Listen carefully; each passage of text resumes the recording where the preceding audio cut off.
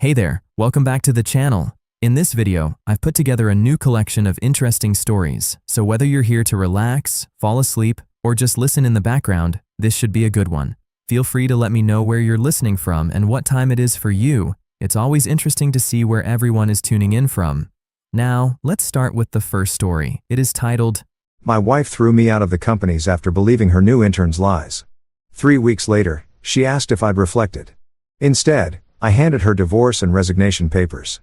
She lost it. You know that gut feeling when something feels off at work? Like when everyone suddenly stops talking the moment you enter the room and suddenly they're all very interested in their computer screens like they're watching the season finale of their favorite show. Yeah, that was my Monday morning. And let me tell you, it wasn't because someone finally figured out who kept stealing lunches from the break room fridge. I walked into the office at exactly 8:15, same as I had for the past 6 years, carrying my usual overpriced coffee that I pretended was worth $7, and the entire floor went silent. Not the comfortable kind of silent where people are focused on work, but that awkward suffocating silence you get at a funeral when someone's phone goes off playing. Who let the dogs out? Sandra from accounting literally minimized her screen so fast I'm pretty sure she broke a finger. Mike from sales suddenly found his stapler absolutely fascinating, turning it over in his hands like it was an ancient artifact he'd just discovered. Even Barry, the guy who never shuts up about his fantasy football league, looked at me and then immediately pretended to take an urgent phone call from absolutely nobody. Something was definitely up. And spoiler alert, it wasn't good news about the annual bonus structure.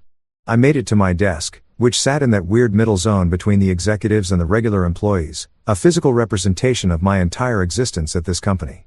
See, here's the thing about working at a company your wife owns. You're never quite management, but you're definitely not one of the guys either. You're like Schrodinger's employee, simultaneously privileged and screwed, existing in a quantum state of workplace awkwardness that would make HR textbooks weep.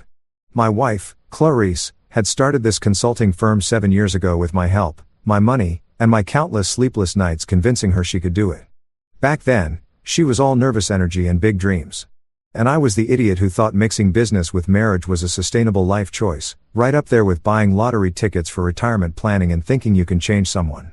Fast forward to now and she's the CEO who wears power suits that cost more than my first car while I'm the director of operations, which is corporate speak for does everything important but gets none of the credit. It's like being the guy who writes all the hit songs but the pretty face gets to perform them on stage. Actually, scratch that. At least those guys get royalties. I barely sat down when my desk phone rang. Internal line extension 0001. That was Clarice's office. And when your wife, who's also your boss, calls you at 8:17 in the morning, you're either getting promoted or about to have the worst day of your professional life. Given the vibe in the office, I wasn't exactly expecting a raise. Logan conference room. Now, her voice had that CEO tone, the one she used with vendors who missed deadlines and employees she was about to fire. The fact that she was using it on me, her husband of 8 years, should have been my first clue to just walk out right then and start my new life as a surf instructor in Costa Rica. But no, I'm a glutton for punishment. So, I walked to the conference room like a man heading to the gallows, except the gallows was made of tempered glass and had a smartboard nobody knew how to use properly. I opened the door and there they were, the entire HR team looking like they were auditioning for a courtroom drama on basic cable. Janet from HR had her "I'm so sorry this is happening" face on, which is basically her resting face, but with more sympathy eyebrows. Marcus, her supervisor, was doing that thing where he shuffles papers to look busy and important. And sitting at the head of the table like she was about to launch a hostile takeover of my dignity was Clarice, my wife, looking at me with the warmth of a tax audit. But the real kicker, sitting right beside her, looking like he'd just won Employee of the Month at the Gap, was Jasper, the intern. The 22-year-old kid who'd been with us for exactly 6 weeks and still asked where the bathroom was twice a day. The guy who thought Synergy was the name of a wellness supplement and probably believed Excel was an energy drink you bought at gas stations. That Jasper. Logan, Clarice said, folding her hands on the table in that way that meant business. Bad business. We've received serious allegations regarding your conduct. I blinked. Conduct? The most scandalous thing I'd done lately was microwave fish in the break room. And even then, I'd apologized profusely and opened all the windows. What conduct could they possibly be talking about?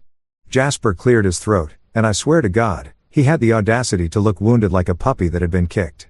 If that puppy was a manipulative little weasel who couldn't write a proper email to save his life. Mr. Harrison. Janet began using my last name like we hadn't shared 7 Christmas parties together. Jasper has reported that you've been deliberately sabotaging his projects and undermining his work because you feel threatened by his talent and fresh perspectives. I'm sorry. What? Threatened by Jasper? The kid who asked me last week if PDFs were like a Microsoft thing and once scheduled a meeting for 30 a.m. because he didn't understand military time. That Jasper. I'd spent the last 6 weeks fixing his mistakes, teaching him basic professional skills, and preventing him from accidentally insulting clients with his overly casual emails that read like text messages to his frat brothers. I laughed. I couldn't help it. The absurdity of the situation hit me like a freight train made of irony and stupidity, and I just laughed. A genuine belly laugh that echoed through the conference room. Bad move. Terrible move, actually. Career-ending move, as it turned out. Clarice's eyes went glacial, colder than the Ice Queen in every Disney movie combined. Her jaw tightened, and I could see the executive decision being made in real time behind those eyes I used to find beautiful. This is exactly the dismissive attitude Jasper described, she said, her voice sharp enough to cut through steel. Pack your things. You're terminated. Effective immediately. The room went silent. Janet looked uncomfortable. Marcus pretended to write something important. Jasper had the decency to look down at his phone, probably already drafting his promotion announcement. You're firing me? I asked, the laugh dying in my throat. Clarice, I co-built this company. I've been here since day one. Before day one, actually, I was here on day 30 when we were designing business cards in our apartment. That's irrelevant, she said, standing up, smoothing her skirt like she was brushing away our entire history. Your behavior is detrimental to team morale and company culture. Security will escort you out. And just like that, my wife fired me from our company. The one I'd helped build from nothing. The one I'd invested my savings into. The one I'd sacrificed weekends and anniversaries and normal couple time for. All because some 22-year-old TikTok philosopher decided to play victim and she believed him over me, her husband. I walked out with my box of belongings, my stupid mug that said world's okayest employee that Rico had given me as a joke, my stapler that I bought myself because the company ones were garbage, a framed photo of us from happier times that now felt like evidence from a crime scene, and my dignity hanging by a thread thinner than Jasper's resume. As I passed my former coworkers, now actively avoiding eye contact like I had some contagious disease, I thought to myself, this is going to make a great TED Talk someday. How I lost everything before breakfast. A modern love story. The security guard, Dave, who I'd shared countless conversations with about his daughter's soccer games, walked me to the parking lot without saying a word. Even he couldn't look at me. I loaded my box into my car, a car that still had 2 years of payments left on it. Sat in the driver's seat and stared at the building I'd just been escorted out of like a criminal. This was going to be a hell of a story to tell at parties, assuming I ever got invited to parties again. The first week after getting fired by your wife is brutal in ways that self-help books don't prepare you for. It's not just the professional humiliation or the financial panic, though those are definitely part of the fun package. It's the weird hollow feeling you get when you wake up and realize you have absolutely nowhere to be. No one expecting you and no purpose beyond figuring out what the hell just happened to your life. I crashed at my buddy Rico's apartment in Brooklyn, a third-floor walk-up that smelled like a combination of old takeout, regret, and whatever legal herb Rico was into these days. Rico's a freelance DJ who hasn't filed taxes since the Obama era, the first term, and lives his life by the philosophy that receipts are just suggestions and the IRS is more of a guideline than an actual rule. His apartment reflected this worldview. Organized chaos mixed with the distinct impression that an adult man had given up on adulting somewhere around 2016. The couch I was sleeping on was one of those leather numbers that looked expensive in the store, but had been beaten into submission by years of abuse, late-night gaming sessions, and what I'm pretty sure were stains from every food group known to mankind. It smelled like regret and old pizza. Specifically that pizza you order at 2 a.m. when you're drunk and think extra garlic knots are a good life choice. But hey, beggars can't be choosers when it comes to upholstery. And I was definitely in beggar territory. Rico was cool about the whole situation, which is to say he didn't ask too many questions and kept his liquor cabinet well stocked. Mikasa s sukasa, bro. He'd said when I showed up at his door at 9 p.m. on a Monday with my pathetic box of office supplies and a face that screamed, my life is a dumpster fire. He'd taken one look at me, grabbed the box, and pointed to the couch. The remote's somewhere under the cushions. There's beer in the fridge that's probably still good. And we don't talk about feelings until at least Wednesday. House rules. Every night that first week, I replayed the boardroom scene in my head like some kind of masochistic film critic watching the worst movie of my life on repeat. Clarice's cold eyes, Jasper's fake wounded expression, Janet from HR, and her sympathy eyebrows. The way Clarice had said effective immediately, like she was ordering lunch instead of ending my career and our marriage in one efficient corporate power move. The betrayal wasn't just professional, though. Getting fired sucked in its own special way. It was personal. Deeply personal. The kind of personal that makes you question every decision you've made since puberty. I'd helped build Clarice's empire from nothing. Those late nights when she was freaking out about losing our first client, and I talked her off the ledge with cheap wine and cheaper words of encouragement. The endless budget meetings where I crunched numbers until my eyes bled because she wasn't a numbers person. The emotional pep talks when she doubted herself, when she wanted to quit, when she thought maybe she wasn't cut out for running a business.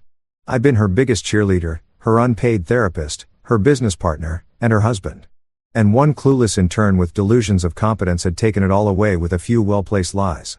Meanwhile, Jasper was probably updating his LinkedIn profile right that very second. Successfully restructured upper management and improved workplace culture through effective communication and leadership. The kid was 22 and had the self-awareness of a golden retriever at a tennis ball factory. But sure, he was a leadership expert now. I bet he even added conflict resolution to his skills section right next to proficient in Microsoft Word and can use a stapler. By Wednesday, I'd made the mistake of scrolling through social media, which is universally recognized as a terrible idea when you're already feeling like garbage. But I did it anyway because apparently I hate myself. Instagram was a nightmare parade of my former life. There was Clarice at some charity gala wearing a dress that cost more than Rico's monthly rent, smiling that winning smile she reserved for clients and cameras. And right there beside her, looking like he'd just won prom king, was Jasper in a suit that probably came from his dad's closet. The caption read, "Great talent deserves recognition. So proud of our team's innovation and fresh perspectives. #leadership #innovation #futurofiness. Great talent, fresh perspectives." I wanted to throw my phone across Rico's apartment, but it was the only thing I owned that still worked, so I restrained myself. Sure, Clarice recognition. I hoped his talent came with a warranty and a 30-day return policy because that kid was going to crash and burn harder than the Hindenburg, and I was petty enough to want a front row seat. The comments were even worse. Colleagues I'd worked with for years, people I'd helped, people who owed their jobs to projects I'd managed, all leaving heart emojis and congratulatory messages like Jasper had just discovered fire. So inspiring. Love this energy. The future is bright. I wondered if any of them remembered who'd actually built the foundation they were all standing on, or if I'd just been erased from company history like some Soviet-era photograph. Rico found me that night spiraling into an Instagram-induced depression hole eating ramen straight from the pot because I couldn't be bothered to find a bowl. "Dude," he said, taking the pot from my hands. "You got to stop this. She fired you. She's a jerk. He's a bigger jerk. Life goes on. Also, this is my good pot and you're getting MSG all over my couch." "Sorry," I muttered, wiping my mouth with my sleeve like the classy guy I'd become. "Look, man," Rico said, sitting down next to me with the beer he'd apparently decided I needed. "I've known you since college. You're smart. You're capable. And you built that company as much as she did, maybe more. So, she believes some kid over you. That's her loss, her mistake, her karma coming back to bite her in the designer ass. You're going to be fine." When I asked, taking the beer because Rico was right about one thing. I definitely needed it. "I don't know eventually." Rico shrugged. "I'm a DJ, not a life coach. But I do know that sitting here eating sad noodles and stalking your ex-wife's Instagram isn't going to help. You need a plan, bro. A revenge plan, a comeback plan, something. Otherwise, you're just going to be that guy who sleeps on my couch forever. And honestly, my couch has seen better days." He was right. Annoyingly right in the way that friends who've known you too long tend to be. By Friday, something shifted. Maybe it was hitting rock bottom. Or maybe it was the fact that Rico's couch was literally developing a Logan-shaped dent. But I stopped the pity-eating noodles routine and started thinking clearly for the first time since Monday. If Clarice wanted reflection, if she wanted me to sit and think about what I'd done wrong, she was about to get her wish. I was going to reflect all right. I was going to reflect so hard she'd see her own reflection burning in those clean glass walls of the company she'd thrown me out of. I was going to reflect until reflection became action, and action became the kind of revenge that served cold with legal documentation. I pulled out my laptop, the one personal item that wasn't company property, and started making lists, files. I had access to documents I'd saved, emails that proved my involvement in building the company, contracts with my signature, investment records, everything. Rico walked by with his third coffee of the evening, getting ready for his midnight DJ gig at some club in Manhattan. That's more like it, he said, seeing me actually doing something besides wallowing. Welcome back to the land of the living, buddy. Now figure out how to make them pay and maybe find your own place because I'm pretty sure my couch is filing a restraining order. I smiled for the first time in days. Thanks, Rico, for everything. Yeah. Don't get all emotional on me. Just promise me one thing. What? When you take her down, let me DJ the celebration party. I'm thinking something with a good beat drop right when she realizes she's screwed. Deal, I said and got back to work. Revenge, I was learning, requires planning, patience, and a really good internet connection. Fortunately, Rico had 2 out of 3, and the bodega down the street had decent Wi-Fi if you sat near the window. Week 2 of unemployment hit different, as the kids say, though I'm pretty sure they don't mean it in the context of existential career crises and marital implosions. The self-pity phase had officially ended somewhere around day 9 when I realized that feeling sorry for myself wasn't paying Rico's Wi-Fi bill or getting me any closer to making Clarice regret every decision she'd made since hiring Jasper the Wonder. I turned corporate depression into strategy, which sounds way more badass than it actually was. In reality, it meant I showered regularly again, stopped eating cereal for dinner, and converted Rico's coffee table into a makeshift war room that would make conspiracy theorists jealous. No more tears, no pathetic begging, no drunk texting my wife asking her to reconsider. Just cold, calculated spreadsheets of vengeance. If there's one thing my years in corporate America taught me, it's that revenge is best served with proper documentation and color-coded Excel tabs. I spent hours digging through my old files, the ones I'd backed up to my personal cloud storage because I'm paranoid about losing work, which turned out to be the smartest paranoia I'd ever had.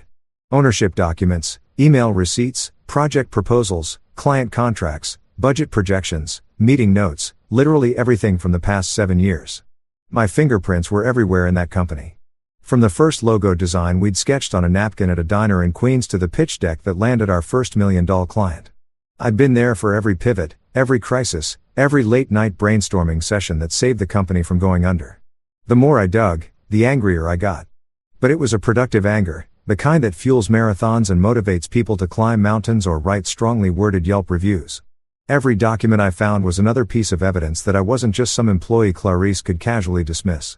I was a co-founder in everything but official title. And that oversight on her part was about to become very, very expensive for her. Rico would come home from his gigs at 3 o'clock in the morning to find me still awake, surrounded by printed documents and laptop screens, pacing back and forth across his small living room like a caged tiger with spreadsheet access. Dude, he said one night, setting down his DJ equipment and staring at me with a mixture of concern and amusement.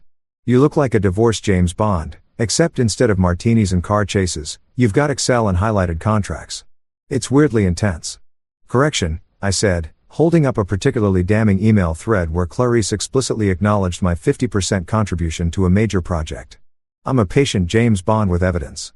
Bond got revenge with gadgets and explosions. I'm getting mine with documentation and contract law. Much more civilized. That's the nerdiest thing you've ever said. And I once heard you explain cryptocurrency for 45 minutes, Rico replied, grabbing a beer from his fridge. But I respect it. You're like if John Wick was an accountant.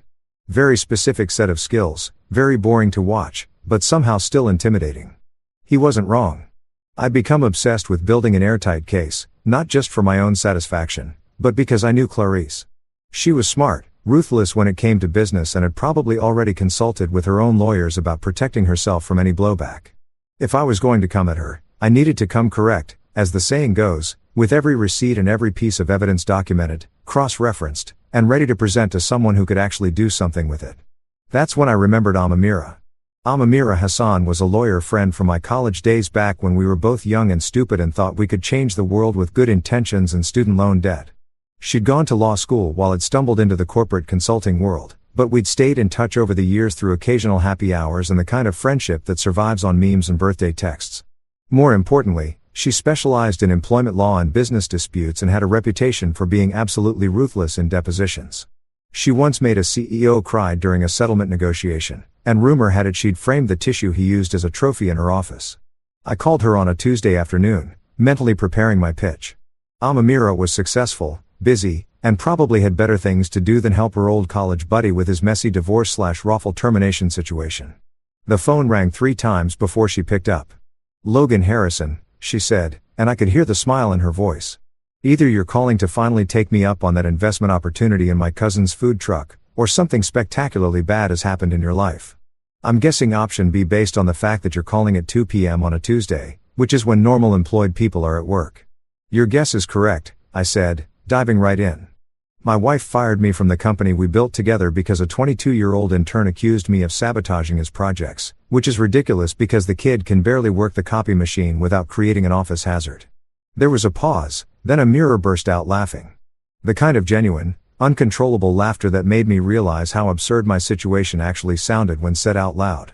I'm sorry, she managed between laughs. I'm not laughing at your pain. I'm laughing at the sheer audacity of that scenario. Your wife, who is also your boss, fired you because of an intern. An intern? Does this intern have superpowers? A trust fund? Blackmail material? What am I missing here? Apparently, he has youth, enthusiasm, and fresh perspectives, I said, unable to keep the sarcasm out of my voice. Also, he's probably sleeping with her, but I can't prove that yet. That's more of a gut feeling based on the way she defended him and the fact that he's suddenly appearing in all her social media posts like he's her new accessory. Oh, honey, Amira said, her lawyer voice kicking in. You don't need to prove an affair for what I'm thinking. Your wife threw you out of a company you helped build because of some kid with delusions of competence. That's not just wrongful termination. That's a business dispute waiting to happen. Tell me you kept records. Please tell me you're not calling me empty-handed. I have everything, I said, looking at my carefully organized piles of documents, emails, contracts, financial records, project files, client correspondence. My fingerprints are on every major decision that company made for 7 years. I just need someone who can turn all this evidence into actual consequences. Logan, Amira said, and I could hear her settling into what I imagined was her lawyer chair, probably already pulling up a legal pad to take notes. I'm going to ask you a very important question, and I need you to be honest with me. Are you looking for a settlement, or are you looking for blood? I thought about it for exactly 2 seconds. Blood. Metaphorical legal blood. I want her to understand that throwing away 7 years of partnership over an intern's lies was the worst business decision she ever made. I want the company to know I wasn't just some employee. And I want Jasper to learn that actions have consequences, even if those consequences take a few weeks to arrive. Perfect, Amira said. And I could hear the excitement in her voice, the tone she probably used when she saw a particularly juicy case. Because I've been dealing with insurance disputes for the past 3 months and I'm bored out of my mind. Your situation sounds messy, complicated, and exactly the kind of challenge I need. Let's turn you into the ghost that haunts their balance sheets. Let's make them wish they'd treated you better. Let's remind your ex-wife that hell hath no fury like a co-founder scorned. You're mixing metaphors, I pointed out. I'm a lawyer, not an English teacher, she shot back. Now, scam me everything you have and let's start building a case that'll make them regret every smug LinkedIn post and every dismissive email. This is going to be fun. And that's exactly what we did. Over the next several days, Amira and I worked like we were preparing for trial at The Hague instead of a business dispute in New York. She asked questions I hadn't thought of, found angles I'd missed, and turned my pile of evidence into a coherent narrative that painted a very clear picture. I wasn't just an employee. I was a founding partner who'd been illegally forced out. Rico watched our video calls with fascination. It's like watching a heist movie, except instead of stealing diamonds, you're stealing justice, which is way less exciting, but probably more legal. Definitely more legal. I agreed, highlighting another section of contract law that Amira had sent me to review. For the first time since that awful Monday in the conference room, I felt something other than anger and betrayal. I felt hope, purpose, and the cold satisfaction of knowing that Clarice had made a massive mistake, and I had the receipts to prove it. 3 weeks after getting unceremoniously fired from my own company, my life had settled into a strange new rhythm that I can only describe as organized chaos with legal paperwork. I'd moved out of Rico's apartment after his couch officially filed for disability. Found a modest studio in Atoria that smelled like someone's grandmother's pop collection and spent my days working with Amira to build a case so airtight it could survive in space. My nights were dedicated to not checking Clarice's social media, a battle I lost roughly 70% of the time because I'm only human and humans are fundamentally stupid creatures who enjoy emotional self-harm. It was a Thursday morning around 10 a.m. and I was sitting at my new IKEA desk that I'd assembled wrong twice before finally getting it right, reviewing some contract amendments Amira had sent over when my doorbell rang. Now, I wasn't expecting anyone.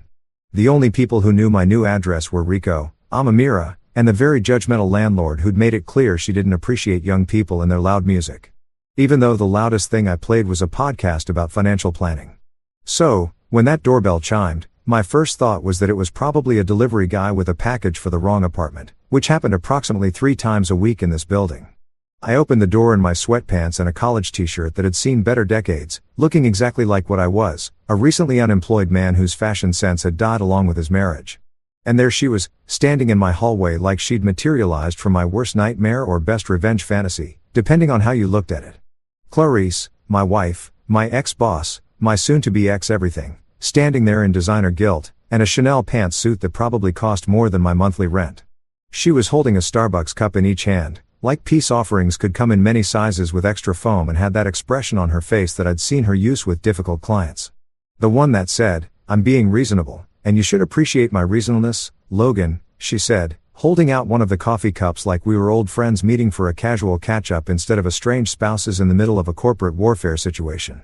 "I brought your usual caramel macchiato, extra shot, no whip. Can we talk?" I stared at her, then at the coffee, then back at her. The audacity of this woman showing up at my door with a $7 beverage after ruining my life was almost impressive in its sheer nerve. It was like she'd taken a master class in how to insult someone while pretending to be nice and graduated with honors. "How did you find my address?" I asked.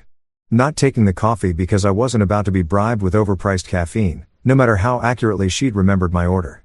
"I have my ways," she said with a small smile that probably worked on clients, but made me want to shut the door in her face. "Can I come in? We should talk. You've had time to reflect on everything. And I think maybe we both overreacted. Adults should be able to discuss things rationally." Reflect. There was that word again. Like I'd been sent to my room to think about what I'd done wrong when the only thing I'd done wrong was marry someone who valued an intern's lies over her husband's integrity. I'd reflected all right. I'd reflected so hard I could start a meditation retreat for other wrongfully terminated spouses. I'd reflected myself right into a lawyer's office and a case strategy that would make her regret every decision she'd made since Jasper walked into our lives. But instead of saying all that, I smiled, a genuine smile that probably looked slightly unhinged given my current mental state, and said, "You know what? You're absolutely right. I have had time to reflect. Come in."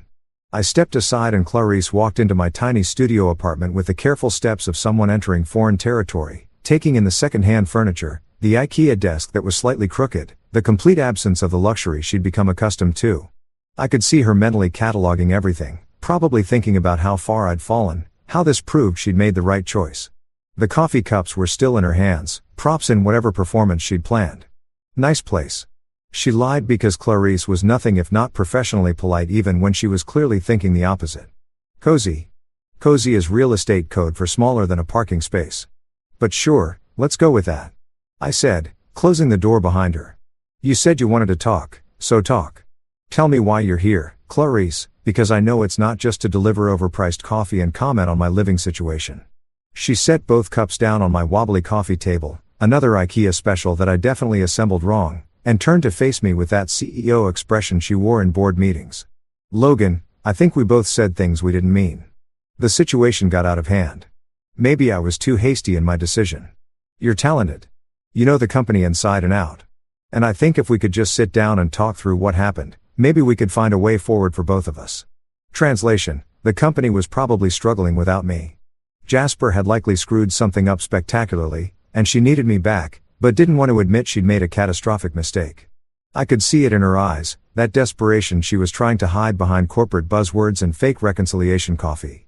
"A way forward," I repeated, walking over to my desk and picking up a folder I prepared specifically for this moment because Amira had predicted this would happen with about 90% certainty. "You mean like how we moved forward when you fired me in front of HR, or how we moved forward when you believed a 22-year-old over your husband? That kind of forward." "Logan, don't be difficult," she said, her voice taking on that edge that meant her patience was wearing thin. "I'm trying to fix this. To fix us. You've had 3 weeks to calm down and think rationally. Surely you can see that we're better together than apart. Both personally and professionally." "Oh, I've thought rationally," I said, opening the folder and pulling out the papers inside.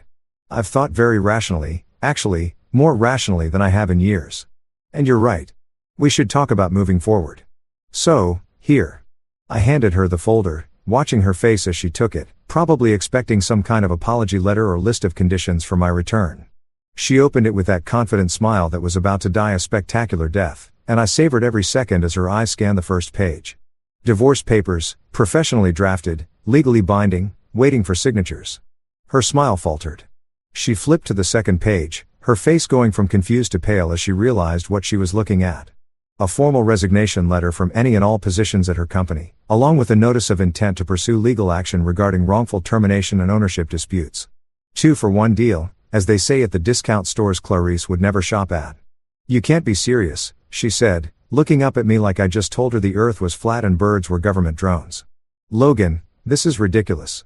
You're throwing away our marriage, our business, everything we built together over one misunderstanding." One misunderstanding. I felt the anger rising, the kind I'd been keeping controlled for 3 weeks while building my case. "Clarice, you fired me. You chose to believe Jasper, a kid who still lists Microsoft Word as a skill on his resume over me. Your husband, your actual business partner, the guy who was there when you were having panic attacks about losing clients. That wasn't a misunderstanding. That was a choice. Your choice. And now I'm making mine." She was shaking her head, the papers trembling slightly in her hands. "Logan, please don't do this. We can fix this. I can fix this. Just tell me what you want." "Too late," I said, and meant it. "You wanted me to reflect?" I reflected right into a lawyer's office. Right into realizing that I deserve better than someone who throws me away the moment it's convenient. "Sign the papers, Clarice. Or don't. Either way, I'm done." That's when it happened. The moment that made everything worth it. Her phone sitting in her designer purse on my coffee table, buzzed with a text notification. The screen lit up, visible to both of us. And there it was in all its glory. Did he sign it? Eyes Jasper. Her face went pale, ghost white. The kind of pale you see in horror movies right before someone realizes they're about to die. She grabbed her phone so fast she nearly knocked over the untouched coffee cups. But it was too late. I'd seen it. She knew I'd seen it. The whole carefully constructed facade of wanting to fix things and moving forward together crumbled like a sand castle hit by a tsunami. "That's not," she started, but I held up my hand. "Save it," I said, walking to the door and opening it. "You and Jasper clearly had this whole thing planned. Come here. Play the regretful wife. Get me to sign whatever you needed signed. Probably some kind of settlement that screws me over while making you look generous. Am I close?" She didn't answer. Just stood there clutching her phone like it was evidence at a crime scene, which legally speaking, it kind of was. "Get out, Clarice," I said, no longer angry, just tired. "Take your guilt coffee and your fake apologies and your intern boyfriend and get out of my apartment. My lawyer will be in touch." She walked past me and for just a second I almost felt bad. Almost. Then I remembered the conference room. The humiliation, the 3 weeks of sleeping on Rico's couch. And the feeling passed quicker than Jasper's competence in any given work situation. As she left, I closed the door and leaned against it, allowing myself one small smile of satisfaction. Round 1, Logan. Now, if you're expecting some dramatic movie scene where I stormed back into the office with a megaphone and a PowerPoint presentation titled "Why Clarice is the Worst," a documentary, you'd be dead wrong. That's amateur hour. The kind of revenge that feels good for 30 seconds and then lands you with a restraining order and a reputation as that crazy ex-husband. No, I went full stealth mode. The kind of strategic, calculated approach that keeps lawyers employed and makes insurance companies nervous. While Clarice was presumably having her little meltdown about the divorce papers and the fact that her manipulation attempt had backfired more spectacularly than new Coke, I was busy with Amamira preparing a legal storm that Clarice wouldn't see coming until it was already raining subpoenas and court dates. See, the thing about revenge is that the best kind isn't loud or obvious. It's quiet, methodical, and backed up by so much documentation that it could fill a small library or at least crash a Google Drive account. Amamira had moved into full lawyer mode, which was both terrifying and impressive to witness. She'd transformed from my college buddy who once did karaoke to Britney Spears while drunk into a legal assassin who probably had a vision board somewhere labeled, "People I'm going to destroy in court this quarter." We met at her office in Midtown, a sleek space that screamed success and had coffee that was actually good, not the burnt disaster most offices try to pass off as beverages. "Okay," Amamira said, spreading out documents across her massive glass desk like a general planning a military campaign. "Here's what we've got. Your ex-wife, in her infinite wisdom and complete lack of legal foresight, quietly restructured the company about 8 months ago to make herself the sole decision maker and primary owner.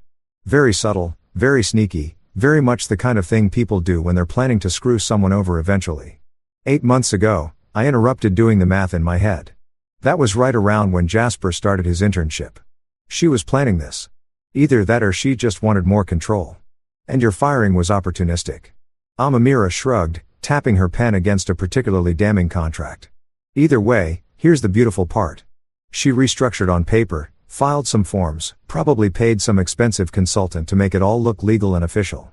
But, and this is a big but cannot emphasize this enough, your signature is still on several original contracts, partnership agreements, incorporation documents, intellectual property filings, the works, which means her sole ownership isn't so solo after all.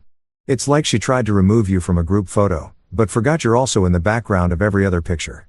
I leaned forward trying to understand the legal implications while also enjoying the schadenfreude of knowing Clarice had screwed up. So what does that mean in normal person English? It means, Amamira said with a smile that would make sharks nervous, that she doesn't actually own the company outright. You have legal grounds to claim partial ownership, possibly up to 50% depending on how good the judge's mood is and how badly her lawyers fumble their arguments. She tried to erase you from the company history, but legally, you're still written into the foundation. You can't just white out someone from business contracts like they're a typo in a high school essay. That's the best news I've heard since the barista spelled my name right at Starbucks, I said, feeling actual hope for the first time in weeks. It gets better, Amamira continued, pulling up something on her laptop and turning it to face me. Remember how you said you helped secure most of the major clients? I've been going through the contracts you provided and your name appears on approximately 78% of all initial client agreements as the primary contact or negotiator. That's not just evidence of your involvement. That's proof that the company's success is directly tied to your work. Any judge with half a brain is going to see that you weren't just some employee she could fire on a whim. You were integral to the business operations. I sat back, letting it all sink in. 3 weeks ago, I'd been sitting on Rico's couch, eating sad noodles and questioning my entire existence. Now, I had a legal case that could potentially destroy everything Clarice had tried to build without me. It felt good, really good. The kind of good that probably makes therapists concerned, but whatever. I'd deal with my moral ambiguity later. So, what's our next move? I asked, ready to do whatever it took. We file, Amamira said simply. We file a claim for partial ownership. We file for wrongful termination. We file for damages, both monetary and reputational. And we file so many motions that her legal team will need to hire additional legal teams just to keep up with the paperwork. We're going to bury her in litigation, Logan. Not because we're mean, but because it's justified, and also a little bit because we're mean. While we were planning our legal assault, my phone buzzed with a notification that I'd stupidly not turned off. Instagram, because apparently I'm a glutton for punishment and emotional masochism. I almost ignored it, but something made me check. Probably the same instinct that makes people slow down to look at car accidents. It was Jasper. Of course, it was Jasper because the universe has a sick sense of humor and enjoys my suffering. He posted a picture of himself at a coffee shop looking thoughtful and philosophical in that way that 22-year-olds think makes them look deep, but actually makes them look constipated. The caption read, "Some men can't handle strong women. Growth means leaving toxic people behind. #BossLife #no IU worth #moving forward." I stared at my phone, reading the caption 3 times to make sure I wasn't hallucinating from stress and too much legal coffee. This kid, this absolute muppet of a human being who probably still had his mom doing his laundry, was posting inspirational quotes about strong women and toxic people like he was Oprah instead of an intern who'd been employed for 6 weeks and had the professional skills of a potato. "You okay?" Amira asked, noticing my expression, which had probably gone from neutral to homicidal in about 3 seconds. "Jasper just posted on Instagram," I said, turning my phone to show her. "Apparently, I'm the toxic one who can't handle strong women. Me, the guy who spent 7 years building a business with his wife. I'm toxic. Not the intern who lied to get me fired, but me." Amira read the caption and I watched her jaw clench in that way. That meant she was adding this to her mental list of grievances to use in court. You know what? I'm adding defamation to the list of potential claims. That's borderline liable if anyone connects those dots to your situation, which they will because corporate circles are smaller than people think. Is that legal? I asked, not entirely sure how social media posts factored into legal battles. "Let me worry about what's legal," Amamira said, making a note on her legal pad in handwriting that looked like organized chaos. "You just keep collecting evidence of their stupidity, and I'll turn it into billable hours and courtroom gold." Over the next several days, we worked like possessed people, preparing our filings with the kind of attention to detail that would make obsessive-compulsive people proud. We documented everything. Every contribution I'd made to the company, every client I'd brought in, Every late night and weekend I'd worked, every financial investment I'd made from my own pocket, every email that proved my involvement, every contract with my signature, every single piece of evidence that showed I wasn't just an employee, but a founding partner who'd been illegally forced out based on false allegations from an intern with delusions of competence. Amira put together a legal brief that was basically a novel-length documentation of Clarice's mistakes, complete with exhibits, appendices, and footnotes. It was beautiful in a very nerdy, legally aggressive way. We filed for partial ownership recognition, claiming 50% based on my initial investment and ongoing contributions. We filed for wrongful termination with evidence of the false allegations. We filed for damages including lost wages, reputational harm, and emotional distress because apparently you can put a dollar amount on. My wife believed in turnover me. And now I have trust issues. Full receipts, Amira said, organizing the final documents into neat folders that would be delivered to the courthouse and Clarice's legal team simultaneously. Every email, every contract, every contribution, every lie they told. We're not just fighting back, Logan. We're building an airtight case that proves you were essential to that company's success and that removing you was both illegal and stupid. How long until she knows what's coming? I asked, signing my name on what felt like the Hunt document. The papers will be served tomorrow morning, Amira said, checking her watch. So, probably about 12 hours until her lawyer calls her in a panic and about 13 hours until she realizes she made a very expensive mistake. I'm going to enjoy this. Is that bad? I feel like I should feel bad about enjoying this, but I really don't. That makes two of us, I said, signing the last page with a flourish that felt unnecessarily dramatic but satisfying. We weren't just preparing a legal case. We were preparing a reckoning, the kind that comes with court dates and legal fees, and the slow, dawning realization that actions have consequences, even when you're a CEO with designer suits and an inflated sense of your own infallibility. Clarice wanted me to reflect. Well, she was about to see her own reflection in every legal document we were about to file, and it wasn't going to be pretty. The day I walked back into that company exactly 4 weeks and 2 days after being escorted out like a common criminal who'd been caught stealing printer paper, the atmosphere was so thick with tension, you could have cut it with a knife, or at least with one of those fancy letter openers executives keep on their desks to look important. People stopped mid-stride in the hallways. Coffee cups frozen halfway to mouths, conversations dying faster than my marriage had. They looked at me like I was a ghost or worse, an ex-husband with legal documents and a vendetta, which was significantly more terrifying than any supernatural entity. Sandra from accounting actually dropped her phone when she saw me walking through the lobby with a mirror at my side. Both of us dressed in business attire that screamed, "We mean business and also we have lawyers." Mike from sales pretended to be very interested in a potted plant. Literally turning his entire body to face a decorative ficus like it was the most fascinating thing he'd ever seen. Even Barry, the fantasy football guy who never shut up, managed to keep his mouth closed for once in his life, which was honestly kind of miraculous. The board meeting had been requested by Amira through official legal channels, which is lawyers speak for. We're coming whether you like it or not, and you have to let us in or it looks bad in court.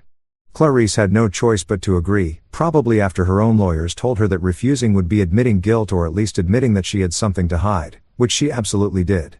The meeting was scheduled for 10 a.m. in the main conference room, the big one with the glass walls and the fancy table that cost more than most people's cars. The room where major decisions were made and apparently where marriages went to die. I walked into that conference room like I own the place because legally speaking, I might actually own about half of it, and the energy shifted immediately. The board members were already seated, looking uncomfortable in that way people do when they know they're about to witness either a spectacular resolution or a complete disaster with no middle ground in sight. There was Gerald, the CFO, who'd always liked me, but also liked his paycheck more.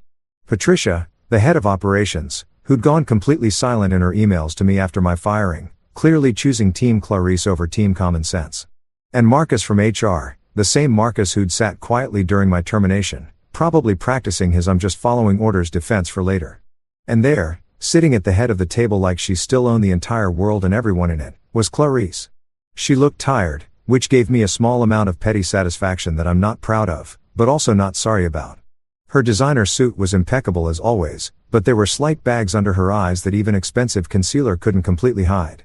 The stress was getting to her, and good. About time she felt some of what I'd been feeling for the past month. 2 seats over from her, looking significantly less confident than his Instagram post suggested, was Jasper. He was wearing a suit that still looked like it came from his dad's closet. Too big in the shoulders and slightly too short in the sleeves, trying desperately to look professional and important. He had a notepad in front of him, A fancy pen that probably cost more than it should. And he was very obviously pretending to take notes while actually doodling what looked like planets or maybe just circles, because expecting actual note-taking aching from Jasper was like expecting a goldfish to file taxes. "Logan," Clarice said, her voice strained and professional, the tone she used when she was trying very hard not to show emotion. "I'm not sure what you hope to accomplish with this meeting, but I think you know exactly what we're here to accomplish," Amamira interrupted smoothly, setting her briefcase on the table with a satisfying thud that echoed through the conference room like a judge's gavel. "But let me clarify for everyone present. We're here to present evidence regarding Mr. Harrison's ownership stake in this company, his wrongful termination, and the various legal violations that occurred during said termination. Should be fun. Well, fun for us. Anyway," she pulled out folders, so many folders, each one carefully labeled and color-coded because Amamira was nothing if not organized in her destruction of people's lives. The board members leaned forward slightly, curiosity winning over corporate loyalty. Even Gerald looked interested, probably doing mental math about how this would affect his quarterly reports. "As you all know," Amamira began opening the first folder with the kind of dramatic flair that lawyers must practice in law school. "Mr. Harrison was terminated 4 weeks ago based on allegations from an intern." She paused, looking directly at Jasper, who suddenly found his doodles very interesting. An intern who, according to his employment records, had been with the company for exactly 6 weeks at the time of his allegations and whose primary qualifications include, let me check, enthusiasm and proficiency in Microsoft Office, which I'm told is now a skill people list on resumes. Someone at the end of the table, I think it was Patricia, made a sound that could have been a cough or a suppressed laugh. "Hard to tell, but I appreciated it either way." "What's your point?" Clarice interjected. Her voice sharp with barely controlled anger. "Logan was fired for legitimate reasons. This is just a vindictive ex-husband trying to," this Amira said, pulling out a document and sliding it across the table toward the board members as proof of Mr. Harrison's initial capital investment in this company. $50,000 7 years ago when this company was just an idea and a dream. That's not an employee contribution, Mrs. Harrison. That's a founding partner investment. Clarice's face froze mid-blink like someone had hit pause on a video. The board members were passing around copies of the investment documents, and I could see the moment it clicked for each of them. Gerald's eyebrows went up.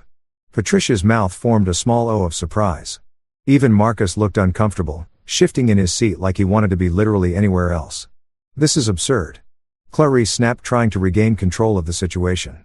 "That was a personal loan, not an investment. We were married. Couples help each other financially." "Actually," Amamira said, her smile sharp enough to cut glass. "This is ownership law. Exhibit A through Z, and if it was a personal loan, as you claim, you would have loan documentation, repayment schedules, interest rates, literally any paperwork that proves it was a loan and not an investment. Do you have any of that documentation, Mrs. Harrison?" Silence. "Beautiful." Damning silence, Amamira continued, laying out document after document like she was dealing cards at the world's most aggressive poker game. "Client contracts with my signature, project proposals I'd written, email chains proving my involvement in major business decisions, patent filings with my name alongside Clarice's, financial records showing my ongoing contributions both in money and labor, well beyond what any normal employee would provide. Mr. Harrison wasn't just an employee you could terminate at will," Amamira explained to the increasingly uncomfortable board members. "He was a co-founder, a business partner, and his removal from the company based on unsubstantiated allegations from a 6-week intern constitutes not only wrongful termination, but also potential fraud regarding ownership rights." That's when Jasper, in what I can only describe as the worst decision of his young life, decided to whisper something to Clarice. He leaned over, probably trying to be subtle, maybe trying to offer some kind of support or strategy. But Amamira's hearing was apparently superhuman because she turned to face him with the kind of look that makes people reconsider their life choices. "Hush, Junior," Amamira said, her voice sweet as poison honey. "Adults are talking. This is a legal proceeding regarding business ownership and corporate law, not an internship seminar on how to destroy people's careers with lies. So maybe, just maybe, you could sit there quietly and contemplate the choices that led you to this moment." The room went completely silent. Someone at the end of the table, definitely Patricia this time, coughed to hide a laugh. Gerald wasn't even trying to hide his smile, probably enjoying the drama more than anything that had happened in a board meeting all year. Marcus looked like he wanted to sink through his chair and disappear into the floor. Jasper's face turned red, the kind of red that starts at the neck and spreads upward like a really embarrassing thermometer. He opened his mouth, probably to protest or defend himself, but Clarice put her hand on his arm, stopping him. Even she knew that letting Jasper talk right now would be like throwing gasoline on a fire that was already burning her carefully constructed empire to the ground. Clarice's empire, the one she tried to claim as solely hers, suddenly looked like a Jenga tower, missing too many blocks, wobbling precariously, and about to fall. You could see it in her eyes, the realization that she'd made a massive miscalculation, that firing me had been not just personally cruel, but legally stupid. That believing Jasper over documented evidence and 7 years of partnership had been the kind of mistake that ends careers and companies. We'll be filing formal claims for 50% ownership recognition, Amamira concluded, packing up her folders with the satisfied air of someone who just won a chess game in record time. Additionally, we're pursuing damages for wrongful termination, reputational harm, and emotional distress. My client built this company alongside Mrs. Harrison, and he deserves recognition for that contribution legally, financially, and professionally. As we stood to leave, I caught Clarice's eye one last time. She looked broken, defeated, nothing like the confident CEO who'd fired me a month ago. And I wish I could say I felt bad about it. That seeing her like this made me regret the legal action, but I'd be lying. After that boardroom meeting, something beautiful happened. And by beautiful, I mean the kind of slow-motion disaster that you can't look away from, like watching an expensive vase fall off a table in Super HD. I didn't need to lift another finger. Didn't need to make another move. Didn't need to do anything except sit back with metaphorical popcorn and watch the consequences of Clarice's terrible decisions ripple through her company like a tsunami through a sand castle convention. Whispers spread fast in corporate environments, faster than actual news, faster than emails, faster than those rumors about who hooked up at the Christmas party. By the afternoon of our boardroom presentation, everyone in that building knew something major had gone down. The details were probably wrong, exaggerated, mixed with speculation and gossip. But the core message was clear. Logan Harrison wasn't just some fired employee. He was a co-founder with legal receipts, and the CEO had royally screwed up by throwing him out over an intern's lies. I know this because Rico, who has a network of people in various industries that would make the CIA jealous, started forwarding me messages from his friend who knew someone who worked in the building. Yo, did you really walk in with a lawyer and drop documents like you were serving subpoenas at a family reunion? One message read, everyone's saying the CEO's husband owned half the company and she fired him anyway. That's wild. Also, is the intern really that incompetent or is that part exaggerated? The intern part is not exaggerated. I texted back. If anything, it's understated. The kid once asked me if PDFs were edible. That can't be real. I wish I was joking. The whispers turned into full conversations. And those conversations reached the people who actually mattered, the investors, the people with money, the people who kept the company afloat, the people who got very nervous when they heard words like ownership dispute and legal action and potential fraud. Investors are like cats, easily spooked by sudden movements and loud noises. And nothing spooks investors quite like the possibility that the company they've invested in might be built on legally questionable foundations. I heard through my network, which was apparently still functioning despite my termination, that the board started having emergency meetings, not the scheduled calendar invite type of meetings, but the everyone drop what you're doing and get in here right now panic meetings that happen when something's gone terribly wrong. They were asking awkward questions, the kind Clarice probably didn't have good answers for. Questions like, so, who's actually in charge here? Is this ownership structure legally sound? And my personal favorite. Why didn't anyone tell us there was a co-founder we were unaware of?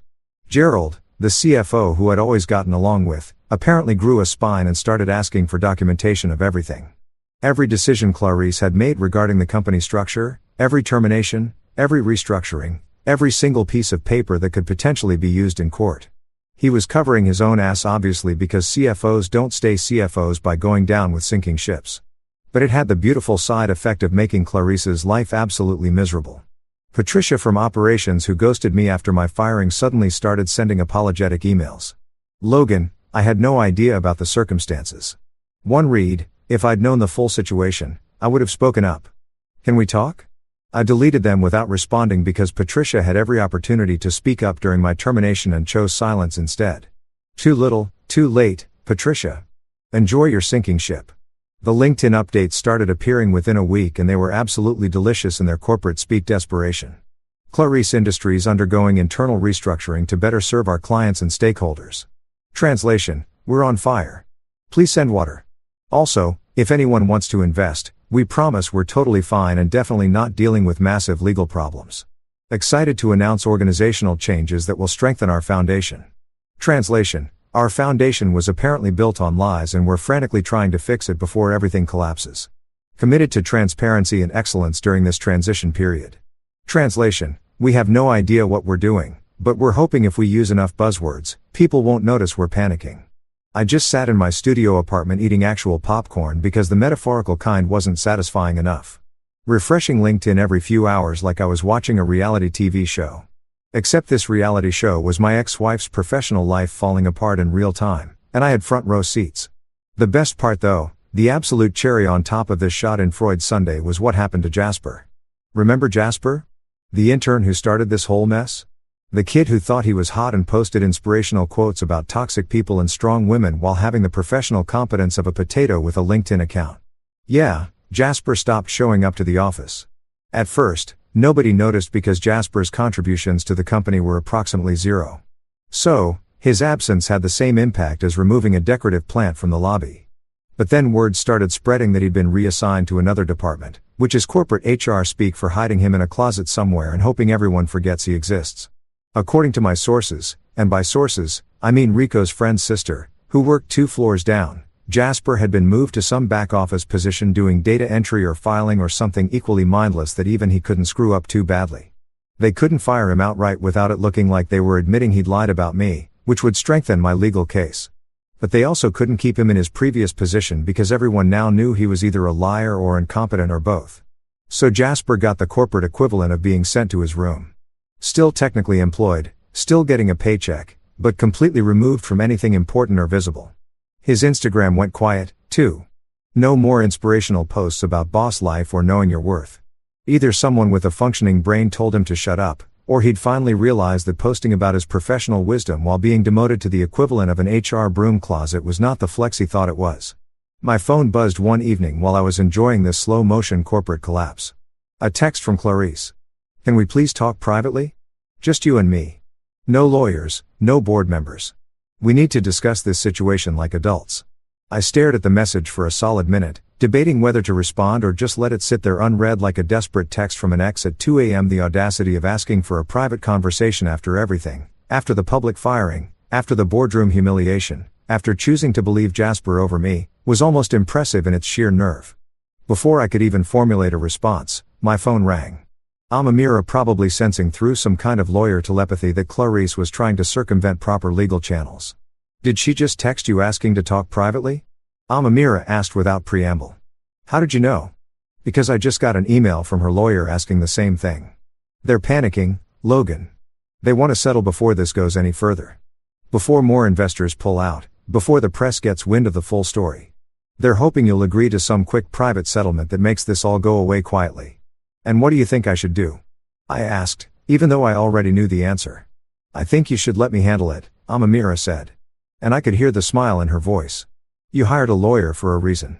Let me do my job, which is to make sure they don't try to lowball you or manipulate you into accepting less than you deserve.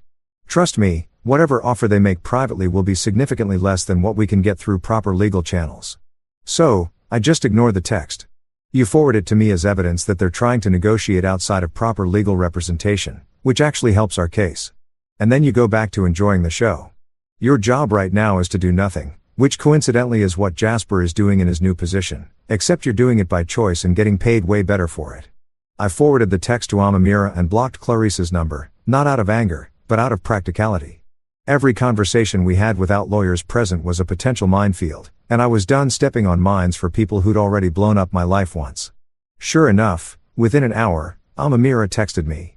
Her lawyer responded to my response. They want to discuss settlement terms. Translation: they know they're screwed and want to minimize damage. This is good for us. Very good. I sat back on my second-hand couch in my tiny studio apartment, considerably smaller and less impressive than the home I'd shared with Clarice, and smiled. The empire was crumbling, and I hadn't even needed to push it. I just pointed out that the foundation was unstable, provided documentation proving it, and watched gravity do the rest. Somewhere across the city, Clarice was probably having an emergency meeting with her lawyers, her board, her accountants, everyone she trusted to build her empire. All of them now telling her the same thing. You screwed up and it's going to cost you. And somewhere in a back office, Jasper was probably filing documents or entering data or doing whatever meaningless task they'd assigned him. His dreams of corporate success replaced with the reality of being the guy everyone blamed for triggering a legal disaster. The official legal filing happened on a Tuesday morning precisely at 9 a.m. because Amamira believed in punctuality and also in maximizing dramatic impact. We filed for half of the company assets, half of the profit share going back 3 years, recognition as co-founder, damages for wrongful termination, and basically everything short of demanding Clarice's firstborn child. Though honestly, at this point, I wouldn't have been surprised if Amamira had found a legal precedent for that, too. The papers were served to Clarice at her office, hand-delivered by a process server who apparently reported back to Amira that the CEO had gone very pale, then very red, then asked if this was a joke before realizing that legal documents are generally not known for their sense of humor. I wasn't there for that initial moment, but I wish I had been just to see the exact second when Clarice understood the full scope of what was coming her way. That moment when it clicks that you're not just dealing with an angry ex-husband, but an angry ex-husband with documentation, legal representation, and a legitimate case that could potentially cut her empire in half like a divorce settlement from hell. The preliminary hearing was scheduled for 2 weeks later, which in legal time is basically immediate, like the court equivalent of Amazon Prime delivery. Amamira explained that given the nature of the ownership dispute and the potential impact on the company's operations, the judge had fast-tracked our case, which was either a sign that we had a strong position or that the judge just wanted to get this mess sorted out before it turned into an even bigger mess. Either way worked for me. I showed up to the courthouse in a suit I'd borrowed from Rico, who apparently owned exactly one suit for funerals, court dates, and fancy DJ gigs, where they require not looking like a slob. It fit reasonably well, which is to say it fit better than Jasper's oversized disaster. And I looked like a functioning adult who had his life together, which was about 60% accurate on a good day. Amamira met me outside the courtroom, looking like she'd been born in a pantsuit and raised on legal briefs. "Ready?" she asked, adjusting her briefcase like a warrior, checking her weapon before battle. "As ready as I'll ever be to potentially bankrupt my ex-wife in front of a judge and several witnesses," I said, straightening my borrowed tie that Rico had tied for me because apparently I'd forgotten how ties work since losing my job. "That's the spirit." Amamira grinned. "Remember, let me do the talking. Your job is to sit there, look wronged, but dignified, and try not to smile too much when things go our way. Judges don't like it when people look too happy about litigation." We walked into the courtroom, which was smaller than I expected, more like a conference room that someone had decorated with wood paneling and a judge's bench to make it look official. There were a handful of people already seated, the court reporter, a babe who looked bored enough to be thinking about his lunch plans, and some administrative staff who were probably wondering why they'd chosen careers in the legal system when they could have been literally anywhere else. And then there was Clarice's side of the room. She sat with her legal team, 2 lawyers in expensive suits that probably cost more than my monthly rent. Both of them looking like they specialized in making problems go away for wealthy clients and were currently realizing that this particular problem wasn't going away easily. Clarice herself looked like she hadn't slept in days, which gave me a small petty satisfaction that I've stopped apologizing for. Her hair was still perfect, her suit still designer, but there was something in her eyes that screamed, "I'm barely holding it together." And also deeply regretting my life choices. Jasper was not present. Thank God, because having that kid in a courtroom would have been like bringing a toddler to an opera, disruptive and pointless. Apparently, even Clarice's lawyers had enough sense to keep him away from legal proceedings where his presence would only remind everyone that this entire disaster started because she believed in turnover documented evidence.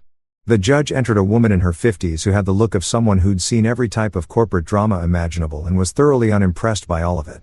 We stood, sat, went through the preliminary formalities, and then Amamira launched into our case with the efficiency of a lawyer who'd been preparing for this moment like it was the Super Bowl of business litigation. She laid out the evidence systematically. My initial investment, my ongoing contributions, my involvement in every major business decision, the client contracts with my signature, the intellectual property I'd helped develop, everything. She presented it like she was building a house. Each piece of evidence another brick in a structure that was becoming impossible to ignore or deny. Clarice's lawyers tried to counter, arguing that I'd been an employee, that my contributions were part of my job duties, that the initial investment was a personal loan between spouses. But their arguments sounded weak even to my admittedly biased ears. They didn't have documentation to back up the loan claim. They couldn't explain why an employee would have the level of involvement and authority that I'd clearly had. They were basically throwing spaghetti at the wall and hoping something would stick, except the wall was made of Teflon and the spaghetti was undercooked. Then came the moment when the judge asked about the termination and Amamira, bless her ruthless lawyer heart, pulled out the documentation of Jasper's complaint, His employment record showing his 6-week tenure and his complete lack of qualifications or credibility. Your Honor, Amamira said, her voice calm and professional, but with an undercurrent of barely contained satisfaction. Mr. Harrison was terminated based on allegations from an intern who had been with the company for 6 weeks and whose primary qualification, according to his resume, was proficiency in Microsoft Office, which I'm told is now considered a notable skill worth listing. Someone in the back of the courtroom, I think it was the court reporter, made a sound that could have been a cough or a suppressed laugh. The judge's eyebrow raised slightly, which in judge language probably meant, "Are you seriously telling me this entire situation started over and in turn?" That's when we got to the part about filing for half the assets and profit share. Amamira had saved this for the hearing itself, wanting maximum impact, and boy did she get it. She presented the claim formally with supporting documentation showing exactly how much the company had profited during my involvement, how much of that profit was directly tied to my work, and how much I was therefore entitled to as a founding partner who'd been illegally removed. The number was substantial, very substantial. The kind of substantial that makes people's eyes go wide and their blood pressure spike. I'm talking enough money to buy a really nice house, a really nice car, and probably a small island if I was into that sort of thing, which I wasn't. But the point stood. Clarice, who had been sitting quietly through most of the proceeding with her lawyers, probably instructing her to stay calm and professional, completely lost it. And I don't mean she got a little upset or raised her voice slightly. I mean, she full-on lost her composure in front of a judge, court staff, and multiple witnesses, which is generally considered a bad move in legal situations and also in life. "You can't do this to me," she screamed, standing up so fast her chair scraped loudly against the floor. Her lawyers immediately tried to pull her back down, whispering urgently, but she wasn't having it. "You can't just walk in here and demand half of everything I built. This is my company, mine." The judge banged her gavel, looking less amused and more annoyed that her Tuesday morning hearing had turned into a drama production. "Mrs. Harrison, control yourself or I'll hold you in contempt." "Technically," I said, and I probably should have stayed quiet, but the moment was too perfect. "I can do this. I helped build it. You just made it weird by firing me over and in turn." Clarice's face went from red to purple, a color I didn't know human faces could achieve outside of cartoon characters having meltdowns. Her lawyers were frantically trying to salvage the situation, but it was like trying to unring a bell or put toothpaste back in the tube. Impossible and messy. Amamira standing beside me with the composure of someone who'd seen this coming and had probably rehearsed her response, added calmly, "Your Honor, to clarify the situation, Mrs. Harrison fired her co-founder and husband based on a rumor started by a 6-week intern with questionable competence. Congratulations, Mrs. Harrison. That's exhibit dumb in our filing under catastrophically bad business decisions." Even the baif, the guy who looked bored since we walked in, tried not to laugh. I saw his shoulders shake slightly, his mouth twitching as he fought to maintain professional composure. The court reporter had completely given up on hiding her smile, typing away while clearly enjoying the show. The judge was not amused. "Counselor, while I appreciate the colorful description, let's maintain courtroom decorum. Mrs. Harrison, sit down." Now, Clarice sat, but the damage was done. She'd shown exactly what Amira wanted her to show, that she was emotional, irrational, and not the calm, calculated CEO she pretended to be. That she'd made decisions based on feelings rather than facts and that those decisions had consequences she was now facing in a court of law.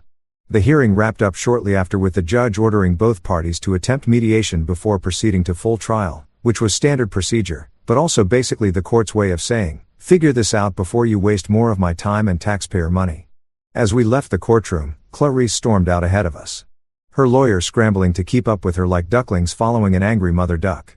I noticed Jasper waiting in the hallway, looking nervous and out of place, probably wondering why he'd been summoned to the courthouse when he wasn't even part of the proceedings. I didn't stick around to watch their reunion. But 2 days later, I got a text from Marcus, the HR guy who'd witnessed my termination and apparently felt guilty enough to maintain some contact. "Dude," the text read. She threw a stapler at him in the office. "Multiple witnesses. He's filing an HR complaint. This is insane." I read the message 3 times, trying to imagine the scene. Clarice stressed beyond belief after the hearing, taking out her frustration on the intern who'd started this whole disaster, throwing office supplies like she was auditioning for a workplace violence training video. Progress, I thought, smiling at my phone. Not the kind of progress anyone should celebrate, but progress nonetheless in showing that Clarice's perfect CEO facade was cracking under pressure. I texted back. "Please tell me someone got it on video." "Security cameras," Marcus replied. "It's going to be a whole thing." Perfect. Absolutely perfect. The mediation lasted approximately 45 minutes before Clarice's lawyers realized they were fighting a losing battle with insufficient ammunition and a client who kept making things worse every time she opened her mouth. I know this because Amamira texted me updates throughout the session like she was live tweeting a sporting event, except instead of touchdowns and home runs, it was legal victories and opposition failures. They're offering 20%. One text read. I laughed. Actual laughter. Her lawyer looked offended. Another now 30%. Still laughing. Your ex-wife just called me unreasonable. The mediator sided with me. Mediation failed spectacularly, which surprised exactly nobody who'd been paying attention to this disaster since day one. You can't mediate your way out of documented evidence and legal facts. No matter how many times Clarice's expensive lawyers tried to spin the narrative or suggest creative solutions that somehow involved me getting significantly less than half of what I was legally entitled to.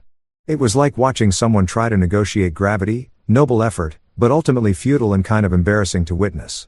So, we went to trial, actual trial, with a judge and everything, which took another 3 weeks of preparation, depositions, and air gleefully destroying every argument Clarice's legal team tried to construct.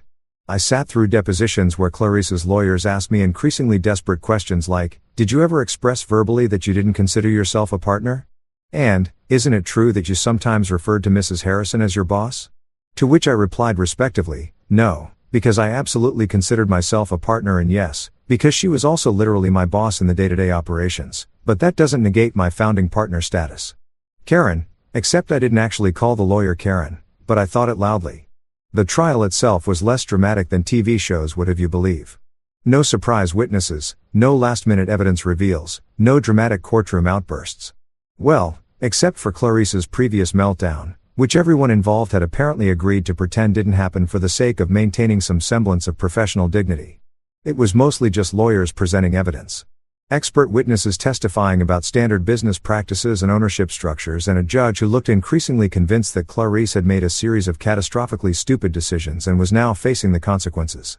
Gerald, the CFO, was called as a witness, and watching him try to remain neutral while basically confirming everything we claimed was beautiful in a Schadenfreude kind of way. Yes, Mr. Harrison was involved in all major financial decisions. He testified under oath. Yes, his input was considered essential to company operations.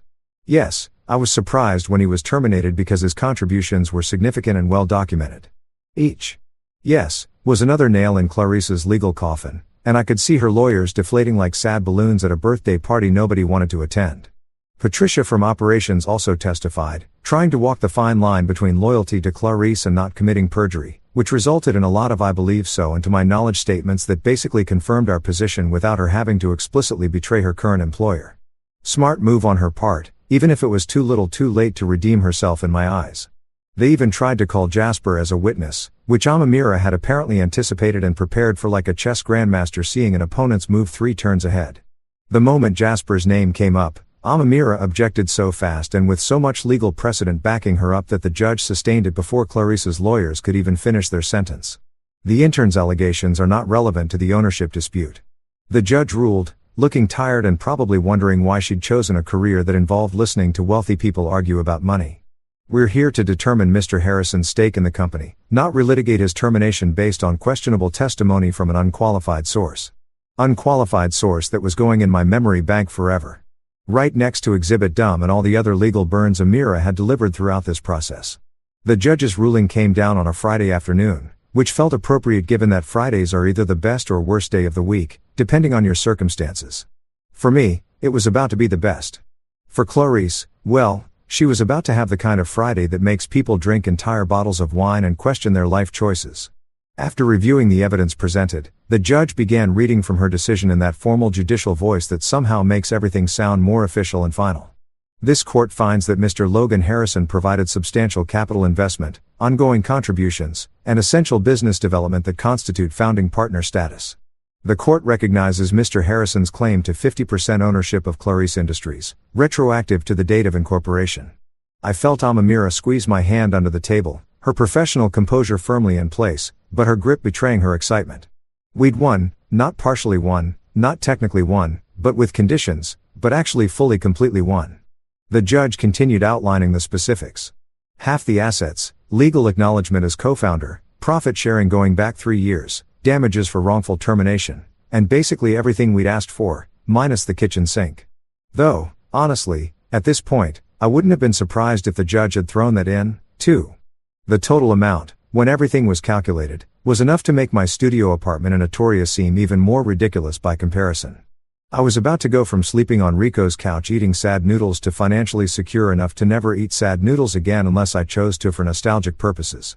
I looked over at Clarice's table and the sight was almost enough to make me feel bad. Almost, but not quite, because I remembered the conference room, the humiliation, the betrayal, and every shitty moment since then. She was slumped in her chair like someone had physically removed her spine. Her designer suit somehow looking less put together despite being the same expensive outfit she'd walked in wearing. Her mascara was streaking slightly, just enough to be noticeable, like she'd been crying or trying very hard not to cry and failing at the second part. Her lawyers looked defeated, resigned to the outcome they'd probably seen coming for weeks, but had been paid too much to admit out loud. They were already packing up their briefcases with the energy of people who knew they'd lost and just wanted to go home and bill their client for the time they'd spent losing. Jasper was nowhere to be seen, which I noticed immediately because his absence was somehow more noticeable than his presence ever was. No Instagram posts about personal growth, no updates about his career journey, nothing. According to Marcus' last text, Jasper had taken a leave of absence to focus on personal development, which was corporate speak for hiding from the consequences of his actions and possibly from Clarice, who threw a stapler at him. The judge adjourned, everyone stood, and suddenly it was over. Months of stress, anger, legal battles, and sleepless nights finished in a Friday afternoon ruling that took maybe 15 minutes to read aloud. Justice apparently doesn't require dramatic timing or extended monologues, just facts, evidence, and a judge who'd seen enough corporate to recognize it when presented in official legal documents. Amamira turned to me, her professional mask finally cracking into a genuine smile that made her look 10 years younger and significantly less terrifying. "We did it," she said simply. "You did it. You stood up for yourself. You had the evidence to back it up, and you won. This is what justice actually looks like, Logan. Not movie justice with dramatic speeches, but real justice with paperwork and persistence." "Thank you," I said, and meant it with every fiber of my being. "Seriously, Amamira, I couldn't have done this without you. You turned my pile of angry documents into an actual case. You made them pay attention. You made them acknowledge what I contributed. That's what friends are for," she said, squeezing my shoulder. "Well, friends who went to law school and enjoy destroying people's lives legally, but mostly the friends part." We were gathering our things, preparing to leave the courtroom and celebrate with overpriced drinks and probably some gloating when Clarice approached us. Her lawyers had already left, probably eager to distance themselves from the loss and start drafting bills for their unsuccessful services. She walked over slowly, like each step required effort she barely had. And when she finally spoke, her voice cracked in a way I'd never heard before. "Logan," she said, my name coming out broken and small, nothing like the confident CEO voice she'd used to fire me. "You destroyed everything. The company, our marriage, my reputation, everything we built together. You destroyed all of it." I looked at her, really looked at her, and felt absolutely nothing except maybe mild annoyance that she was trying to make this about me destroying things when she'd been the one who started this entire disaster. "No, Clarice," I said, keeping my voice calm and even. "The way you'd explain something obvious to someone who's being deliberately obtuse. You believed a 22-year-old intern over your husband. You fired me based on lies from a kid who couldn't even spell project without Grammarly checking his work.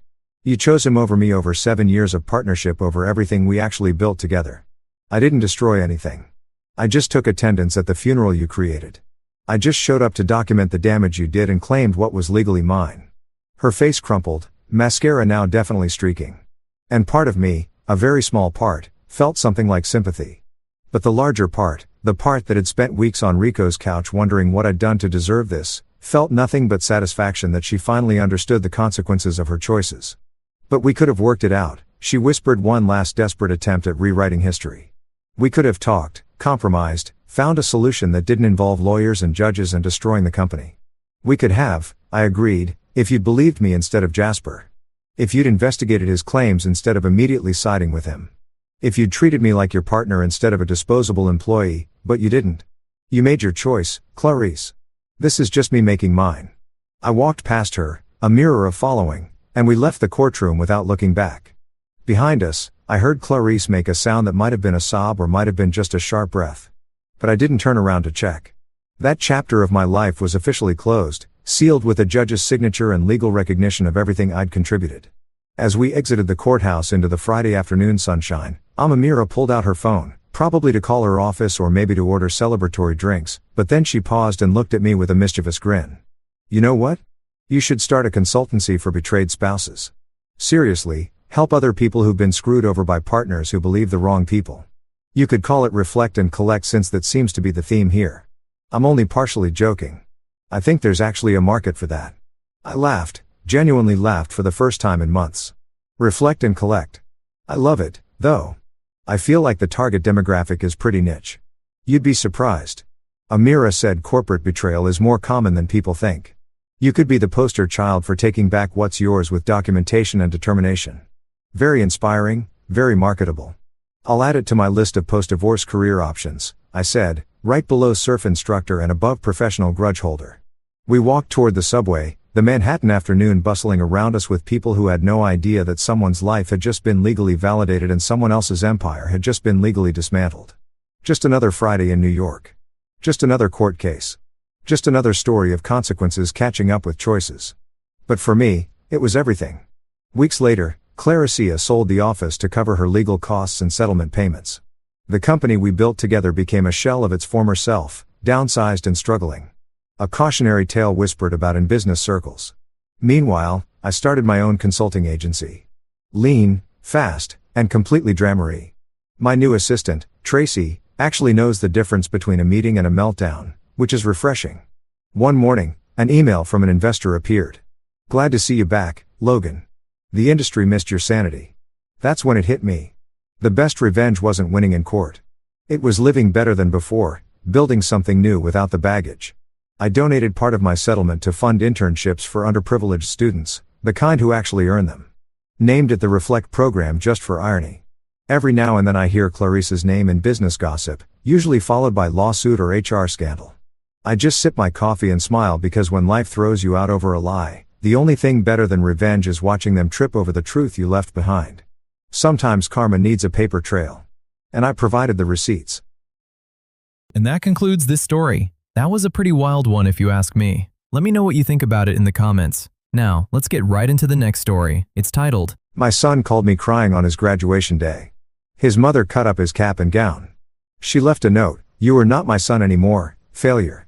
He wanted to skip the ceremony, but I looked at him and said, "Get dressed. I have a plan." When they called his name for valedictorian, the auditorium erupted.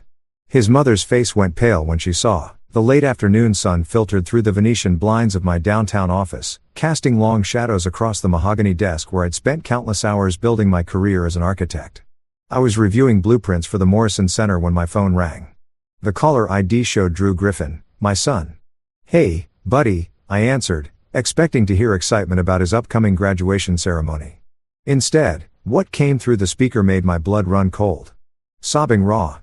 Broken sobbing that no 17-year-old should ever have to produce. "Dad." Drew's voice cracked. She destroyed them." "Slow down," I said. My mind already racing through possibilities. "What happened?" "Mom cut up my cap and gown. There's pieces everywhere. She left a note on my bed." His breath hitched. "It says, 'You're not my son anymore.' Or failure." My hand tightened around the phone until my knuckles went white. 20 years of marriage to Candace Mlan, and I thought I'd seen the worst of her cruelty. I was wrong. I can't go to graduation, Dad. I can't face everyone. I can't listen to me, Drew, I said, standing up and grabbing my car keys. "Don't move. I'm coming to get you, and we're going to that ceremony." "But, Dad, trust me, son. I have a plan." The drive from my office to the house I'd once called home took 15 minutes, but my mind traveled back 20 years in that time. I'd met Candace at a charity gala hosted by her father's company. She was stunning, sharp-witted, and came from money, old money that I, the son of a construction foreman and a school teacher, had never experienced. Her parents, Roger and Lynn Mlan, ran one of the most successful real estate development firms in the state. I was a young architect then, hungry and talented, but without connections. Candace seemed different from the other socialites I'd met. She claimed to want authenticity, someone who'd earned their place rather than inherited it. I fell for it hard. We married within a year. Drew came along 2 years later, and for a brief window, I believed we were happy. But as my firm grew, as I started winning awards and building a reputation independent of the Mlan name, something shifted in Candace. The woman I'd married began to vanish, replaced by someone bitter and controlling. It started small, criticism disguised as concern. "Are you sure that's the right design choice, Stephen? You wouldn't want to embarrass yourself." Then it escalated. She belittled my work at dinner parties. Always with a laugh that suggested she was joking, but her eyes were ice. The real poison, though, was how she treated Drew. I pulled into the driveway of our house. Technically still our house, though I've been living in an apartment downtown for the past 4 months. The separation wasn't official yet. Candace wanted to work things out, but I knew better. She wanted to maintain appearances until she could spin the narrative in her favor. Drew met me at the door, his eyes red and swollen. At 17, he'd grown to 6 feet tall, athletic from years of track and cross country with my dark hair and his mother's sharp features. But right now, he looked small, defeated. "Show me," I said. He led me upstairs to his room. The navy blue cap and gown lay in ribbons across his bed. The fabric had been methodically shredded with scissors. This wasn't a moment of rage. This was calculated destruction. The note sat on his pillow, written in Candace's precise handwriting. I picked it up, reading the words that had shattered my son. "You're not my son anymore. Failure. You've proven you're just like your father. Mediocre, embarrassing, beneath the Mlan standard. Don't bother coming to me for college money. You're on your own." "Dad," Drew said quietly. "I got a 3.7 gigapascals. I made varsity track. I got accepted to 3 good universities. Why does she hate me so much?" I turned to face him, placing my hands on his shoulders. "Because you're not who she wanted you to be. You're not a puppet she can control. And that terrifies her. I don't understand. Your mother comes from a world where image is everything. When I met her, I thought I was the exception to her family's rules. But the truth is, she wanted to own me, to remake me into her ideal. When that didn't work, she shifted her focus to you." Drew's jaw tightened. "What did she want me to be?" "Perfect. But her version of perfect. Captain of the football team, not cross country, business major at her alma mater, not environmental science at a state school. She wanted a son who would join her father's company, marry into another wealthy family, perpetuate the Mlan legacy. That's insane." "Yes, it is." I glanced around his room at the posters of national parks, the shelf full of books about ecology and conservation, the photos of him crossing finish lines with genuine joy on his face. "But you know what? You're better than that. You're kind, passionate, and real. And that's why we're going to that graduation ceremony." "Dad, I don't have a cap and gown." "I know. I'll handle it." I checked my watch. "Get dressed. Wear that suit we bought for college interviews. I'll be back in 90 minutes. "Where are you going?" I smiled, and it wasn't a kind smile. "To make sure your mother learns a lesson she should have learned a long time ago." My first stop was the school district office. I'd made some calls from the car, and Principal Vera Rice agreed to meet me despite the late hour.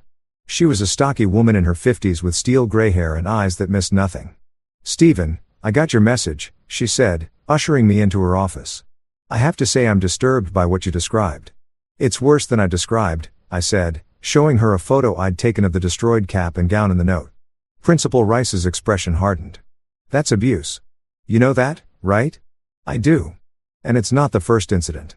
Just the first I can prove so clearly." She studied me carefully.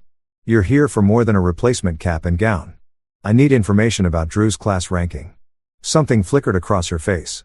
"You don't know what?" She pulled up her computer, typed for a moment, then turned the screen toward me. "This is confidential until the ceremony, but given the circumstances," she pointed to the screen. "Drew is graduating as valedictorian.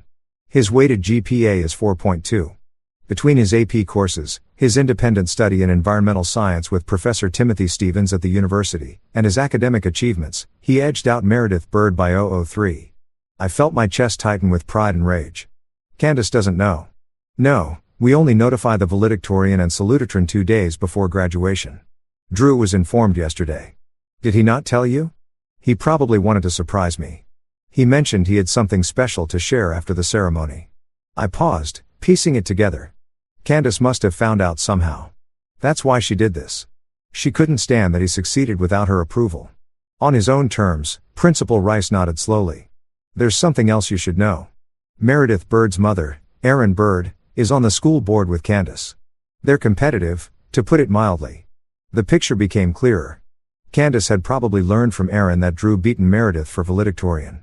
In her twisted mind, that wasn't a triumph. It was a humiliation. Her son had succeeded, but not in the way she could publicly claim credit for. He'd done it in environmental science and athletics. Fields she considered beneath the Mlan standard. "I need a favor," I said. "Can you delay announcing the valedictorian until later in the ceremony? And can you get me a list of everyone who's speaking?" "Why?" "Because I'm going to make sure Candace Mlan sits through every moment of her son's triumph before she realizes what's happening, and I want to be there when it hits her." Principal Rice smiled, and it was a wolf smile. "You know, I've wanted to put that woman in her place for years. She's made my life hell on the school board. What did you have in mind?" We talked for 40 minutes, planning every detail. Principal Rice revealed that Candace had been pushing to cut funding for the environmental science program, calling it a waste of resources on tree hugger nonsense. She'd also tried to block Drew from his independent study, arguing it was inappropriate fraternization between students and university professors. Every move Candace made was designed to undermine Drew's achievements, to force him into her mold, and he'd succeeded anyway, which must have driven her insane. "I'll need to make some calls," Principal Rice said. "But I think we can make this work. Do you have someone who can get Drew a new cap and gown?" "Already handled." "Thank you, Vera." "Thank you, Stephen. That boy deserves better than what she's given him." My second stop was the university, where I met Professor Timothy Stevens in his office. He was younger than I expected, maybe 40, with a lean build of someone who spent more time in the field than behind a desk. His office was cluttered with rock samples, plant specimens, and photographs of wilderness areas. "Mr. Griffin," he said, shaking my hand. "Drew speaks very highly of you. The feeling is mutual, Professor. He talks about your mentorship constantly." Stevens gestured for me to sit. "When you called, you said this was urgent. Something about Drew's graduation." I explained the situation. As I talked, Stevens's expression grew darker. "I had no idea his home situation was that toxic," he said. "Drew always seemed so well-adjusted, focused, passionate, mature beyond his years. He's good at hiding pain. He gets that from me." I leaned forward. "Professor, I need to know. Is the offer you made him still on the table? The research assistant position?" "Absolutely. It's his if he wants it. Full funding, a small stipend, and he'd be working on the wetland restoration project. It's rare for an undergraduate, but Drew's work has been exceptional. Can you be at the graduation ceremony tomorrow night? And can you bring the official offer letter?" Stephen studied me. "You're planning something." "I'm planning to show my son that his accomplishments matter, that the people who truly care about him recognize his worth, and I'm planning to show his mother that her control is over. I'll be there." My third stop was a men's clothing store downtown. The owner, Arnold Costa, had been a client years ago when I designed his flagship store. He owed me a favor and I was calling it in. "Stephen," he boomed, greeting me with a handshake. "What brings you by so late?" "I need a miracle, Arnold. Cap and gown, adult size medium by tomorrow afternoon." He whistled low. "That's tough. Graduation season, everything's spoken for." "I know. That's why I'm asking you. You must have connections." Arnold thought for a moment, then grinned. "I might know a guy, but it'll cost you." "Name your price." "Dinner with you and Drew once he starts college. I want to hear all about his plans." I felt my throat tighten. Arnold had lost his own son to cancer 3 years ago. He and Drew had met a few times at company events, and I'd seen the way Arnold looked at him like he saw something of his own boy. "Deal," I said, shaking his hand. By the time I returned to pick up Drew, I'd made 7 more calls and set in motion a plan that would either brilliantly vindicate my son or spectacularly blow up in my face. I was betting on the former. Drew was ready, dressed in the charcoal suit that made him look older, more confident, but his eyes still held that wounded look. "Dad, I've been thinking," he said as we drove toward my apartment. "Maybe Mom's right. Maybe I'm a failure. I mean, I'm not going to an Ivy League school.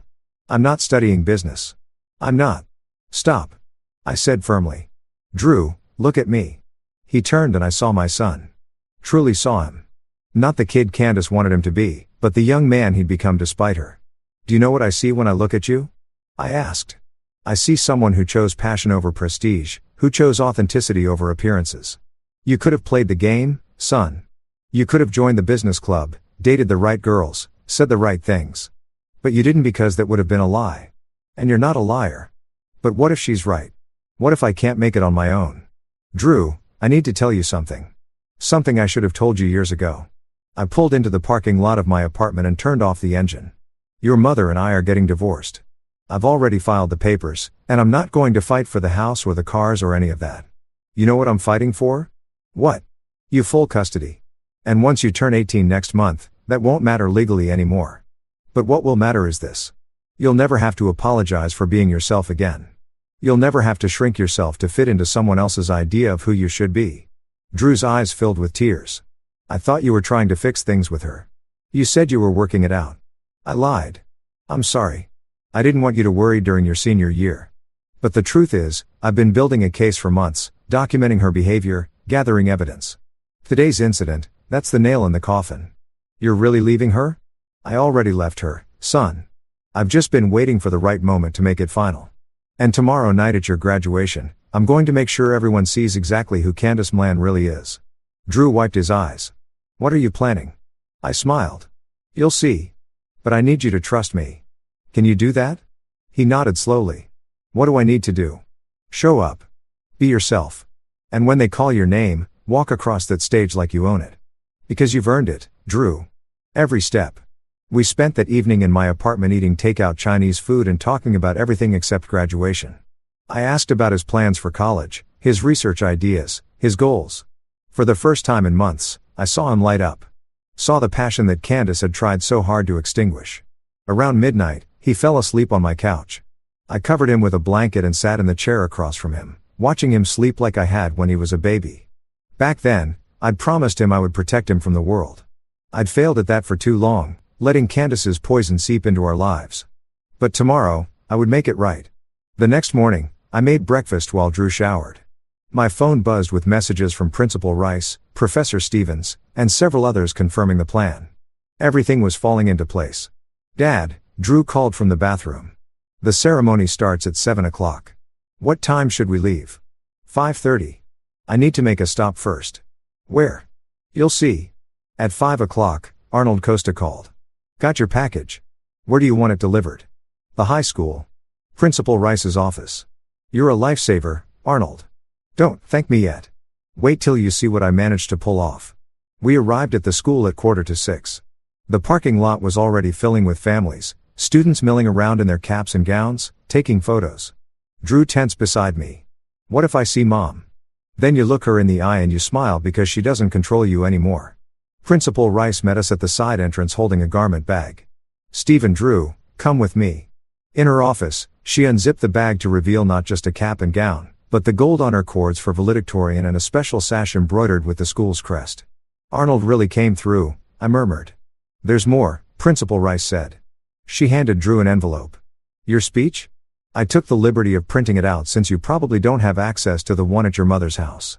Drew unk greater than S eyes widened. How did you? You emailed it to me for review last week. Remember? I saved it. She smiled. Drew, you're going to knock them dead tonight. While Drew changed, Principal Rice pulled me aside. Candace is already here. She's sitting in the front row with her parents. She's been telling everyone that Drew isn't attending, that he's unwell. Perfect. Stefan, are you sure about this? Once we start, there's no going back. I've never been more sure of anything in my life. The ceremony began at 7 sharp. The auditorium was packed with nearly 400 graduating seniors and their families. I sat in the middle section, far enough from Candace that she wouldn't spot me immediately, but close enough to see her reactions. She looked impeccable as always. Designer dress, perfect makeup, hairstyled, and elegant waves. Next to her sat Roger and Lynn Mlan, her parents both looking equally polished and cold. I'd never liked them, and the feeling was mutual. To them, I was the working-class interloper who'd somehow tricked their daughter into marriage. The opening remarks began.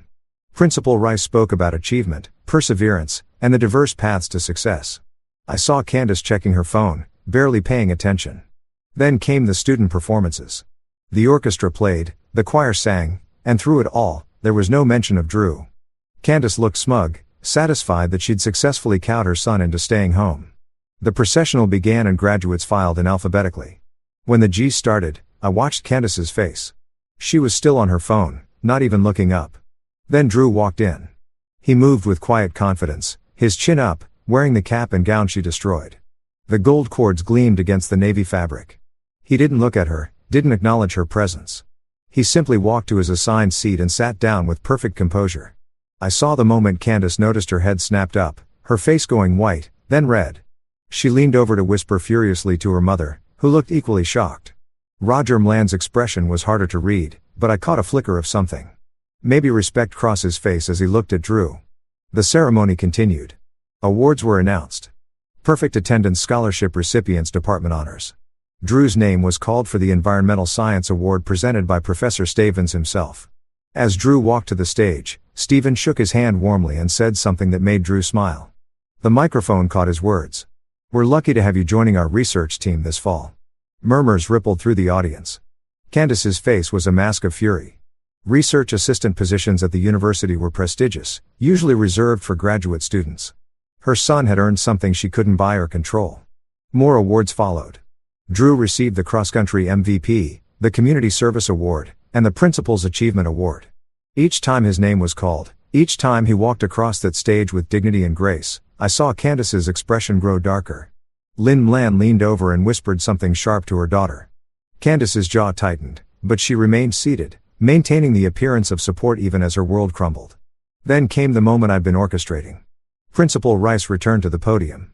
"Now I have the great honor of introducing our salutatorian and valedictorian.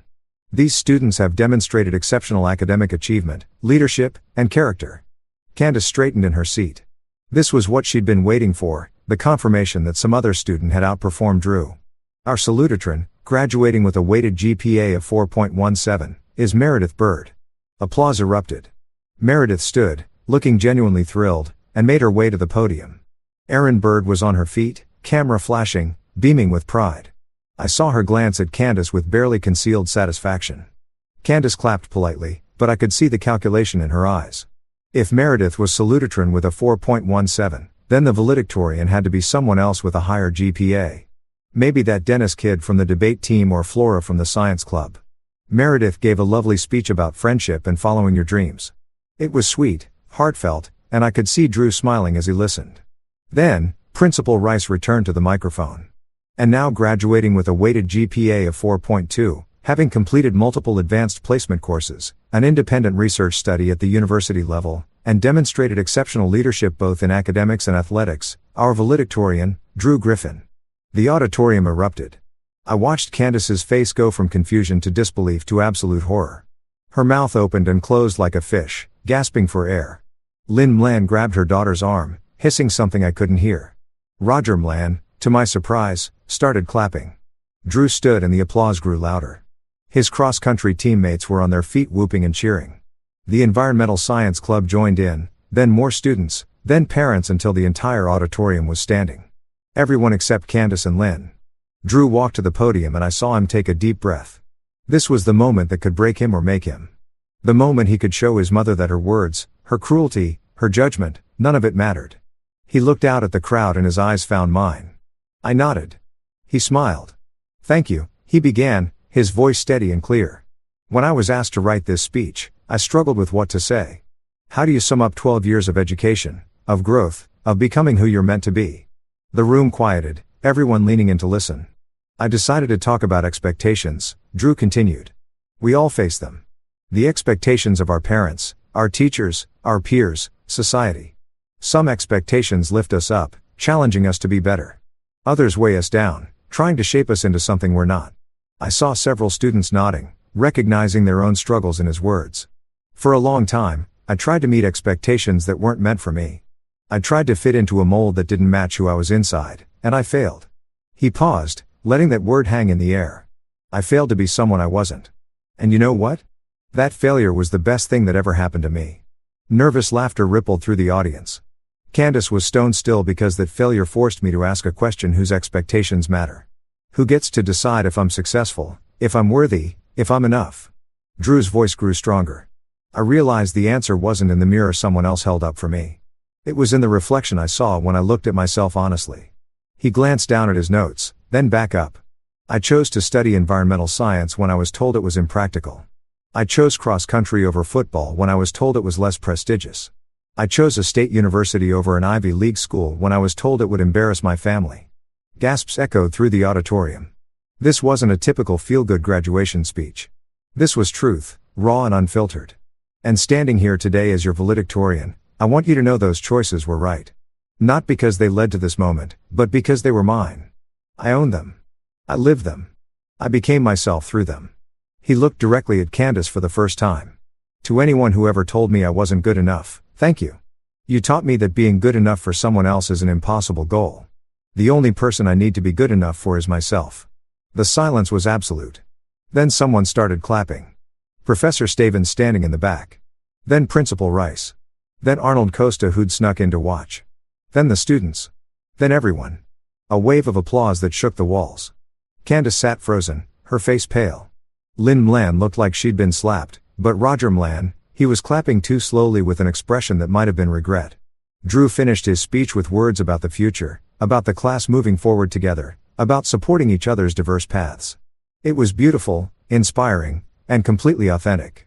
When he finished, the standing ovation lasted 3 full minutes. As Drew returned to his seat, I saw several students reach out to shake his hand to hug him. He had given voice to something they all felt, and they loved him for it. The rest of the ceremony passed in a blur. Diplomas were distributed. Names called the ritual completion of high school. Through it all, Candace remained seated, barely moving, while chaos swirled in her mind. When the last graduate crossed the stage, Principal Rice made one final announcement. Before our students throw their caps, I have one more presentation to make. Drew Griffin, could you return to the stage, please? Confusion flickered across Drew's face, but he stood and walked back to the podium. Drew, Principal Rice said, your teacher and mentor, Professor Timothy Stavins, has something for you. Stavins joined them on stage, holding an envelope. Drew, it is my great honor to officially offer you the position of undergraduate research assistant on our wetland restoration project. This position includes full funding for your undergraduate research, a stipend for living expenses, and the opportunity to co-author papers in peer-reviewed journals. He handed Drew the envelope, then shook his hand. I've worked with hundreds of students, Drew. You're one of the finest minds I've encountered. Welcome to the team. The applause was thunderous. I saw Aaron Bird's expression shift from satisfaction to envy. This wasn't just an academic honor. This was real-world validation, the kind of opportunity that would shape Drew's entire career, and Candace had tried to destroy him the day before his triumph. The ceremony concluded with the traditional cap toss. Hundreds of navy blue mortar boards flew into the air, and when they fell, chaos erupted as families rushed to find their graduates. I made my way through the crowd toward Drew. He saw me coming and grinned, a real genuine grin that lit up his entire face. Dad, he grabbed me in a hug. Did you know about the valedictorian thing? I might have had an inkling, I admitted. In the research position, Professor Steffens is a good man. He recognized your talent. Drew pulled back, his eyes bright. You planned all of this, getting me here, the cap and gown, everything. I just opened the doors, son. You walked through them, Mr. Griffin. We turned to find Roger Mlan standing behind us alone. Candace and Lynn were nowhere to be seen. Roger, I said coolly. I wanted to congratulate Drew, he said, extending his hand to his grandson. That was quite a speech. Drew hesitated, then shook his hand. Thank you, sir. Roger's jaw worked for a moment, then he said, I owe you an apology, both of you. I've been blind to what was happening in my daughter's house.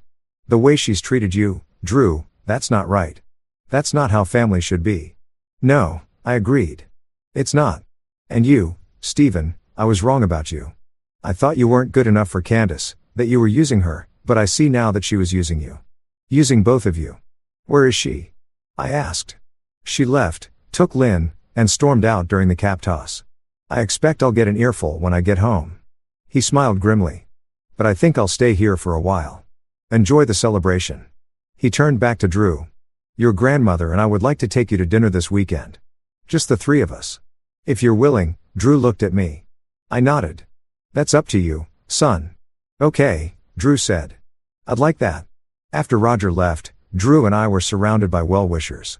Professor Stavins introduced him to other faculty members. His teammates from cross-country hoisted him on their shoulders. Parents I'd never met shook my hand and told me how much Drew's speech meant to their own kids. Through it all, I kept watch for Candace, but she didn't return. We left the school around 10 o'clock. Drew still buzzing with energy.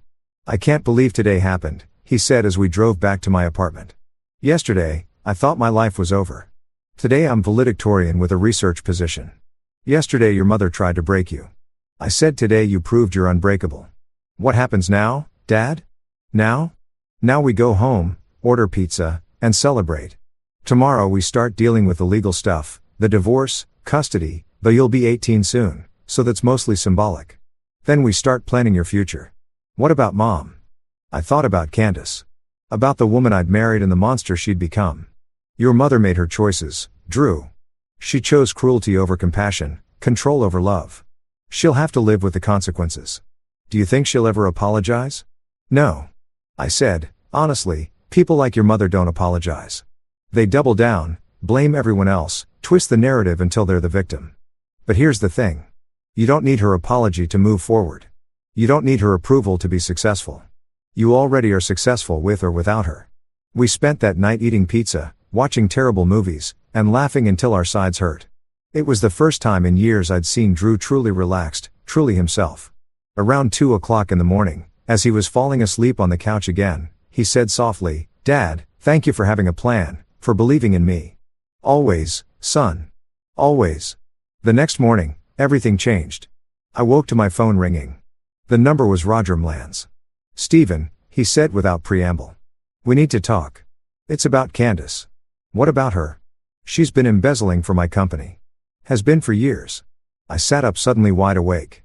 "What?" "After last night, I couldn't sleep. Something about the way she reacted, the way she's been acting for months, it bothered me. So, I went to the office at 5 a.m. and started going through the books."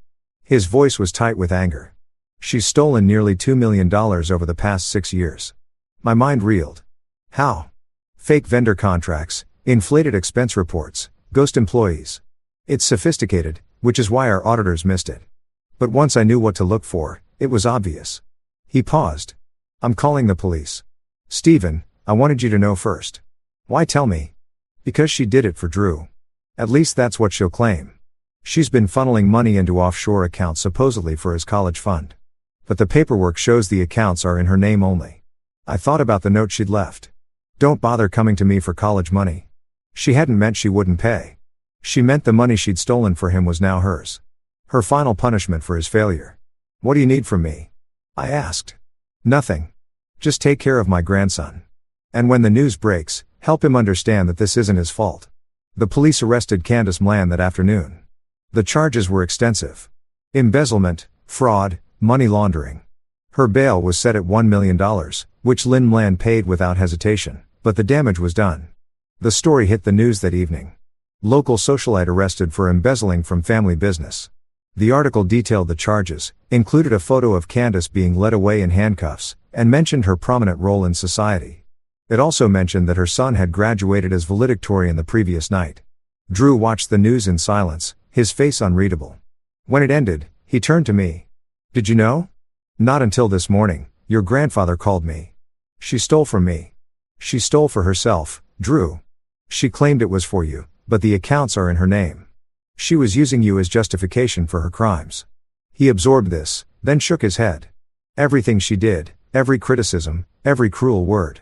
And the whole time she was the failure, not me. She was projecting, son. Her own inadequacies, her own fears. She tried to make you small so she could feel big. I almost let her win, but you didn't, and that's what matters." The legal proceedings took months. Candace pleaded not guilty, claiming the money was legitimately earned through consulting work. But Roger's lawyers were thorough and the evidence was damning. In the end, she took a plea deal. 5 years in prison, restitution of the full amount stolen and permanent removal from any position at Mlan Development. Lynn Mlan tried to spin it as a misunderstanding, a mistake born of maternal love, but nobody was buying it. The Mlan name, so carefully cultivated over decades, was permanently tarnished. Through it all, Drew thrived. He started his research position at the university, throwing himself into the wetland project with passion and dedication. Professor Steffens told me Drew was exceptional, publishing quality work within his first semester. Roger and Drew developed a relationship, meeting for lunch every week. Roger, to his credit, never tried to defend his daughter or minimize what she'd done. Instead, he focused on being the grandfather he should have been all along. The divorce was finalized 6 months after graduation. I got everything I wanted, full custody, though Drew was now legally an adult, the house, and complete separation from the Mlan family finances. I didn't ask for alimony or support. I just wanted out. Candace from prison sent one letter. It arrived on Drew's 18th birthday. He read it in my presence, his expression hardening with each line. When he finished, He handed it to me. It was full of justifications, excuses, and accusations. She blamed me for turning Drew against her. She blamed the Lanes for abandoning her. She blamed Drew for being ungrateful and disloyal. Nowhere in the 3-page letter did she apologize or take responsibility. "Do you want to respond?" I asked. Drew thought for a moment, then shook his head. No, she wouldn't hear me anyway. He took the letter, walked to the fireplace, and burned it. "I'm done carrying her poison," he said, watching the paper curl and blacken. "From now on, I only carry what helps me grow." 3 years later, I stood in that same auditorium where Drew had graduated high school. But this time it was the university's ceremony and Drew was graduating summa cum laude with his bachelor's degree in environmental science. He'd been accepted to graduate school at 3 top programs. He'd co-authored 4 research papers. He'd been awarded the university's Outstanding Undergraduate Research Award. And he'd done it all with a quiet determination that had always defined him. Roger Mlan sat next to me, older now, but proud. Lynn had passed away the previous year, her health broken by the shame of Candace's crimes. Roger had changed his will, leaving the majority of his estate to Drew and various environmental charities. "She could be here," Roger said quietly, referring to Candace. "She got out on parole last month." "Did she contact Drew?" "She tried." He didn't respond. We watched as Drew crossed the stage, shaking hands with the university president. His name was called with honors and the applause was warm, genuine. After the ceremony, we celebrated at a nice restaurant. Drew, Roger, Professor Stevens, Arnold Costa, and several of Drew's friends from the research team. We toasted to success, to the future, to the work still to be done. At one point, Drew pulled me aside. "Dad, I never thanked you properly for graduation night. For believing in me when I couldn't believe in myself. You don't need to thank me for being your father. Drew, that's just love. Still, you had a plan when I had none. You saw the path forward when I saw only darkness." I thought back to that phone call, to my son's broken sobs, to the destroyed cap and gown. "You know what my plan really was?" I said, "To show you what I already knew. That you're remarkable, that you're strong, that you're worthy of every good thing that comes your way." Did it work? I looked at the young man before me, confident, accomplished, kind, and smiled. "What do you think?" He grinned. "Yeah, it worked." 5 years after that high school graduation, Drew defended his doctoral dissertation on wetland restoration and climate resilience. I sat in the front row as Dr. Drew Griffin, at just 26 years old, joined the ranks of environmental scientists working to save the world. Candace never attended any of it. After her release from prison, she'd moved to another state, cutting all contact with Drew. I heard through Roger that she'd remarried, this time to a man with money and no children. She'd apparently reinvented herself as a consultant, though her criminal record made that difficult. Sometimes Drew would get quiet and I knew he was thinking about her. The mother who should have loved him but chose cruelty instead. But those moments grew rarer over time, replaced by the fullness of a life well lived. On the night of his dissertation defense, we went back to my apartment, the same one where we'd eaten pizza after his high school graduation. "Dad," Drew said, "I've been thinking about that night when you said you had a plan." "Yeah. What would you have done if it hadn't worked?" "If I'd still been too broken to go to graduation, I'd never told him the full truth, then we would have skipped it. We would have gotten in the car and driven to the coast, spent the weekend hiking in the redwoods, and we would have made our own ceremony, just the two of us. But the valedictorian reveal, Mom's reaction, all of that would have been meaningless if you weren't ready. The plan wasn't about revenge, Drew. It was about showing you that your accomplishments matter regardless of her opinion. If you needed time to heal instead, that would have been the plan." He smiled. "You always knew the right choice." "No, I just knew that choosing you would always be right." We sat in comfortable silence for a while. Then Drew said, "I heard from Roger. He ran into Mom at some charity event. She asked about me." "What did he tell her?" "That I'm happy, successful, that I don't need her." "How did she react?" "He said she looked sad, maybe even regretful. But then she changed the subject, started talking about her new husband's business." "Some people never change," I said. "No." Drew agreed. "But some people do. You did, Dad. You went from trying to save a marriage to saving your son. That's change. That's just clarity. Realizing what matters most." Drew leaned back against the couch. "Do you think she ever realized what she lost?" "I think she realized she lost control. I don't know if she realized she lost a son." "Her loss," Drew said firmly. And I heard in his voice the absolute certainty that came from years of building himself into someone he was proud to be. 10 years after that fateful graduation night, I walked Drew down the aisle at his wedding. His bride, Renee Stevens, Professor Timothy Stephen Unk's daughter, whom he'd met during his undergraduate research, was radiant. They'd bonded over shared passion for environmental work and a shared understanding of complicated family relationships. Roger Mlan was there, elderly but still sharp, beaming with pride.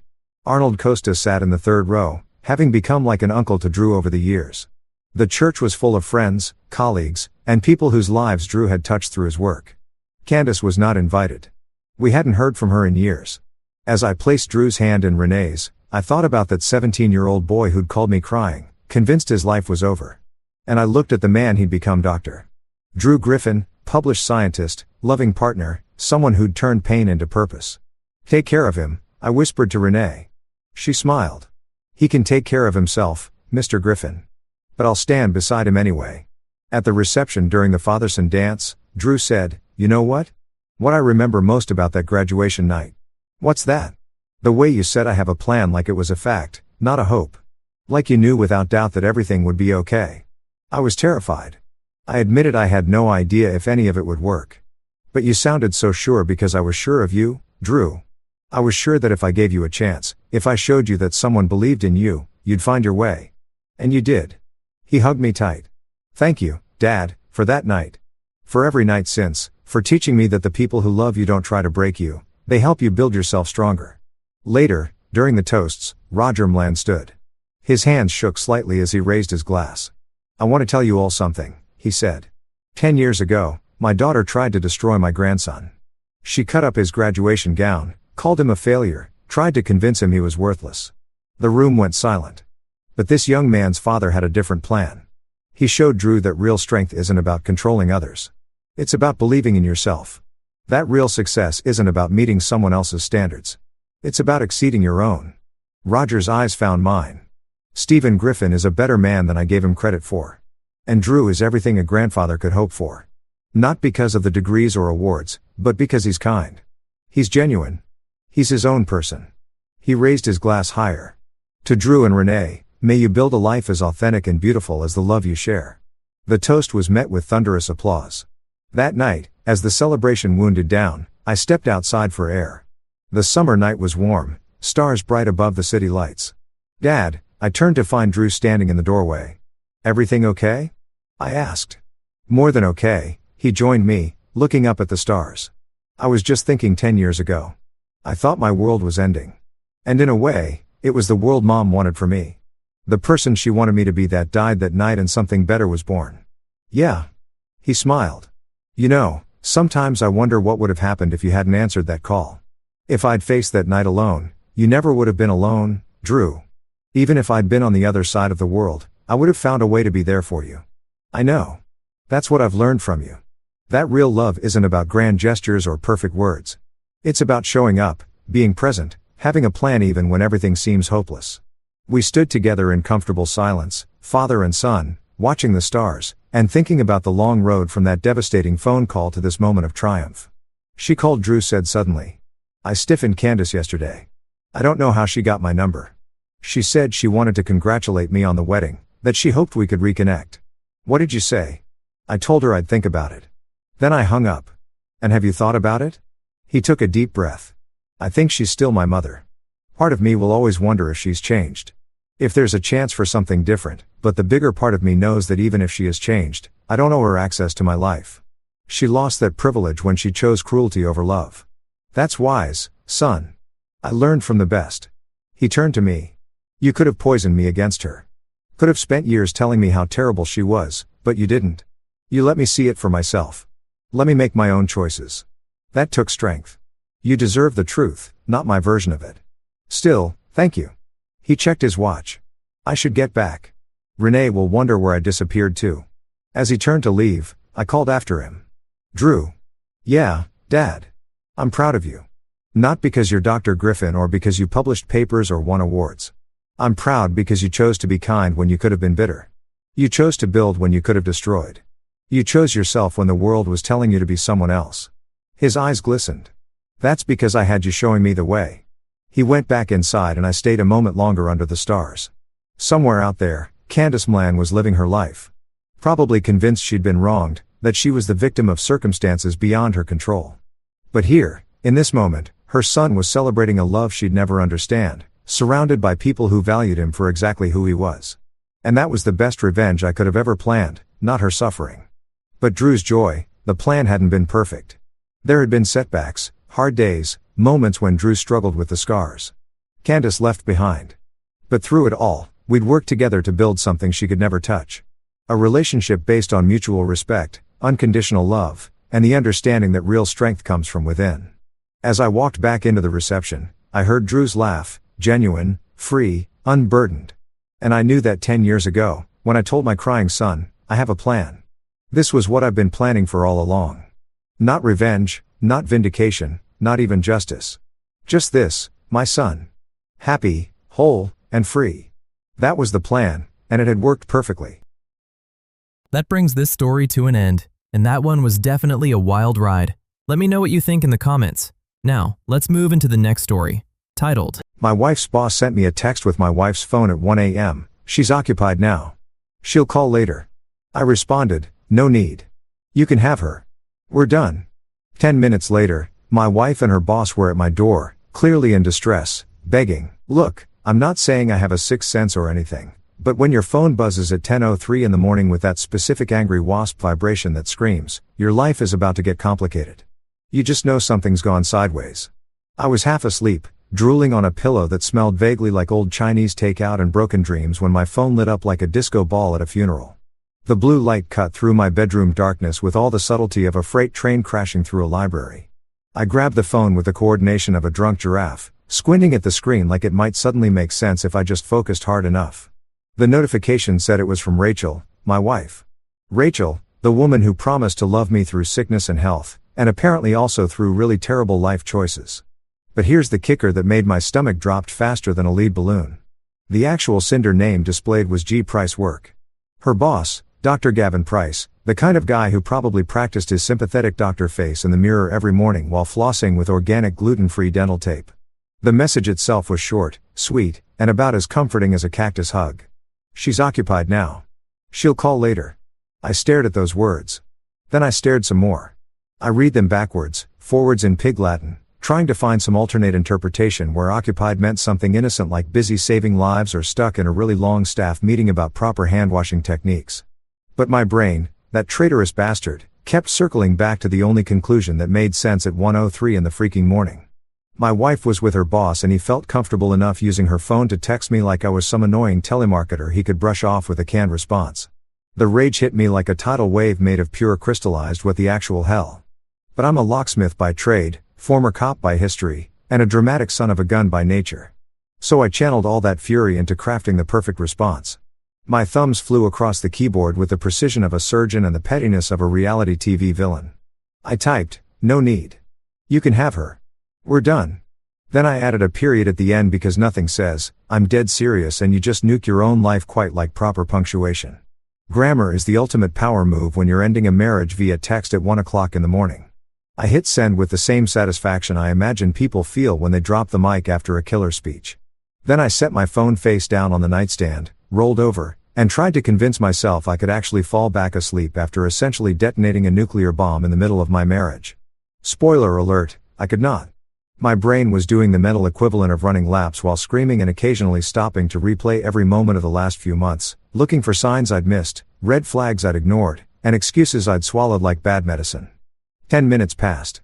10 minutes that felt like 10 years, during which I alternated between righteous indignation and the kind of soul-crushing sadness that makes you want to ugly cry into your pillow while eating ice cream straight from the container. I was right in the middle of composing a mental list titled Things I Should Have Noticed, You Idiot. When I heard it, the frantic pounding on my front door that sounded like someone was trying to beat their way through solid wood using nothing but pure panic and poor decision-making skills. Then came the voices. Oh, the voices. Rachel's voice pitched high with that particular frequency of distress that women use when they realize they've been caught red-handed and need to engage emergency damage control protocols. And underneath hers, a deeper male voice that had to belong to Dr. Gavin. I text other men's wives from their phones, Price himself.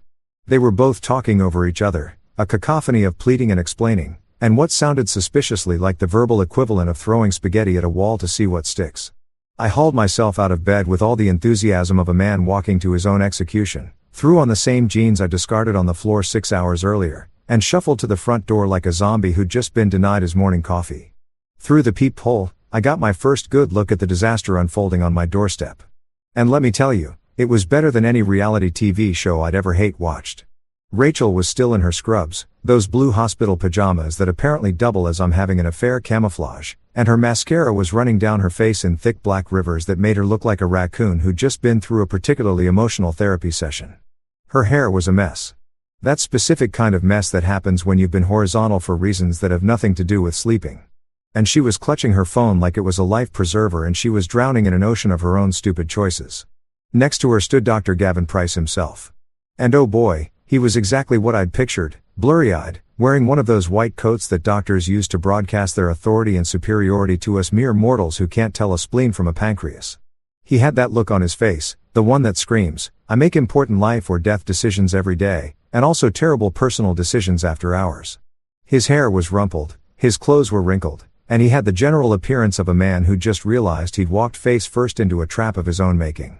They both looked frantic, like actors who'd forgotten their lines mid-performance and were desperately improvising their way through the worst play ever written. Rachel was saying something about "it's not what you think and please just let me explain," while Gavin was attempting to back her up with phrases like medical emergency and complete misunderstanding that landed with all the credibility of a $3 bill. I reached for the deadbolt with deliberate slowness, drawing out the moment like a conductor preparing for the dramatic finale of a symphony click. I turned it exactly half an inch. Not enough to open, just enough to let them hear it. Then, because I'm nothing if not committed to the bid, I did the whole chain lock flourish with the kind of theatrical flair that would make a Broadway actor proud.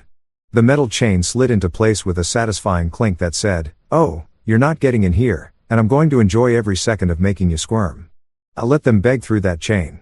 I stood there in my rumpled jeans and t-shirt that said, "I lock it like it's hot."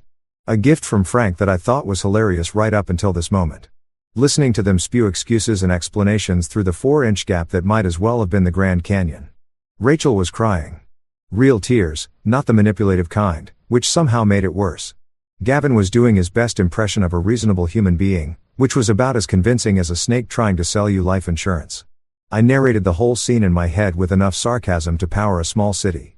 Because if I didn't laugh at the absurdity of my wife and her boss showing up at my door at 1:15 in the morning looking like they'd just fled the scene of a crime, I was definitely going to cry. And I'd be damned if I was going to give them the satisfaction of seeing me break down. So I stood there, arms crossed, watching them perform their desperate duet of denial through my chain-locked door, and I thought, this is it. This is rock bottom. A locksmith who can't even keep his own marriage locked down. Getting a front row seat to the worst show on earth. Performed by the two people who were supposed to be on his side. Irony, I decided, really is a locksmith's middle name. Morning arrived with all the grace and subtlety of a hangover wearing steel-toed boots, kicking me directly in the cerebral cortex. I woke up on my couch because apparently I'd passed out there after the midnight doorstep drama festival with a sick in my neck that felt like someone had replaced my spine with a rusty pipe and the kind of headache that makes you question every life choice that led to this exact moment. The living room looked like a crime scene if the crime was man gives up on life. Empty beer bottles lined the coffee table like sad little soldiers.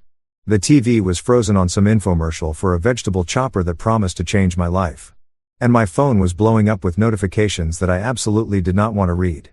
But the universe wasn't done kicking me while I was down because at precisely 7:47 a.m. my mother called. Of course, she did.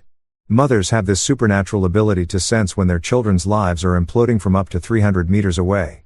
And mine had the tracking skills of a bloodhound crossed with an NSA surveillance satellite. I let it ring twice before accepting that ignoring Linda Martinez was about as effective as trying to stop a tsunami with a pool noodle. Michael Anthony Martinez, she started using my full government name like I was 12 years old and had just been caught stealing cookies before dinner. I need you to tell me why Rachel's car has been parked outside the hospital staff housing for the last 3 nights. Because Dolores from church saw it and she told Patricia, who told me during our morning walk, and now half the town thinks your wife is having an affair with that doctor. I pressed the heel of my hand against my forehead and contemplated whether it was too early to start drinking again. Ma, it's not even 8 o'clock in the morning. Can we schedule this crisis for a more reasonable hour? Like never. Don't you get smart with me, Mojo. Is it true? Because if it's true, I'm going to march down to that hospital. Man, it's true. Ma, I cut her off because there was no point in pretending anymore. Small towns are like living inside a fishbowl filled with piranhas who gossip. I found out last night. Well, technically this morning at 1 a.m., which is apparently when all good marriages go to die. The silence on the other end lasted exactly 3 seconds before my mother launched into a rapid-fire combination of Spanish and English that would have made a drill sergeant weep with admiration. I held the phone away from my ear and let her get it out of her system, occasionally interjecting with, "Yes, Ma," and "I know Ma" at what I hoped were appropriate intervals. After I finally extracted myself from the maternal inquisition with promises to come over for dinner later, because apparently nothing says your life is falling apart quite like your mom's enchiladas, I surveyed my kingdom of sadness. The apartment we'd shared for 3 years looked different in the harsh morning light. Wedding photos on the mantel that now felt like evidence of a crime. My police academy graduation photo hanging next to Rachel's nursing school diploma. Both of us looking so damn young and optimistic, it made me want to punch something. A ring of faded coffee cup stains on the side table that mapped out every morning we'd sat together, scrolling through our phones and pretending we were still connected. The rain started around 9 o'clock because of course it did. This was turning into a full-blown country song, and I half expected my dog to die, and my truck to break down, except I didn't have a dog, and my truck was running fine, which somehow made everything worse. Rachel showed up at 10:23 a.m. I know the exact time because I was staring at the clock, willing the day to end when I heard her key in the lock. She still had a key. I'd need to change those locks. Professional hazard of being a locksmith is knowing exactly how vulnerable your own security is. She walked in looking like she'd been through a war zone, still wearing those damn scrubs. And I wondered if that was intentional, like wearing a uniform would somehow legitimize whatever explanation she was about to serve up. "Mike, please just listen to me," she started, and I held up one hand like a traffic cop at the world's most depressing intersection. "Let me guess," I said, leaning back against the kitchen counter with my arms crossed. "It was an emergency. A medical emergency that required Dr. McDreamy to personally tend to you at 1 o'clock in the morning using your phone to text me because his fingers were too busy saving lives or whatever excuse you two workshopped on the drive over here." She flinched like I'd slapped her, but pushed forward with the kind of determination that comes from rehearsing a story until you almost believe it yourself. "There was a problem with a patient's 4-line. Gavin was helping me troubleshoot it and I was so exhausted from the double shift that I fell asleep in his office. That's it. That's all that happened." I laughed. A short bitter bark that didn't contain an ounce of actual humor. "You fell asleep in his office, right? And he just happened to use your phone to text me like he owned it. Tell me, in this heartwarming episode of Grey's Anatomy Goes to Hell, why exactly was Dr. Price comfortable enough to send me a message from your phone? Do you two share phones regularly? Is that a new hospital policy I'm not aware of? Mike, you're being ridiculous." "No, Rachel, I'm being rational, which is apparently a foreign concept in whatever reality you've been living in." I pushed off the counter and started pacing because standing still felt like surrender. "You want to know what's ridiculous? The fact that you think I'm stupid enough to buy this after-cool special you're selling." "Oh no, officer. I didn't know how the drugs got in my car." "That's what you sound like right now."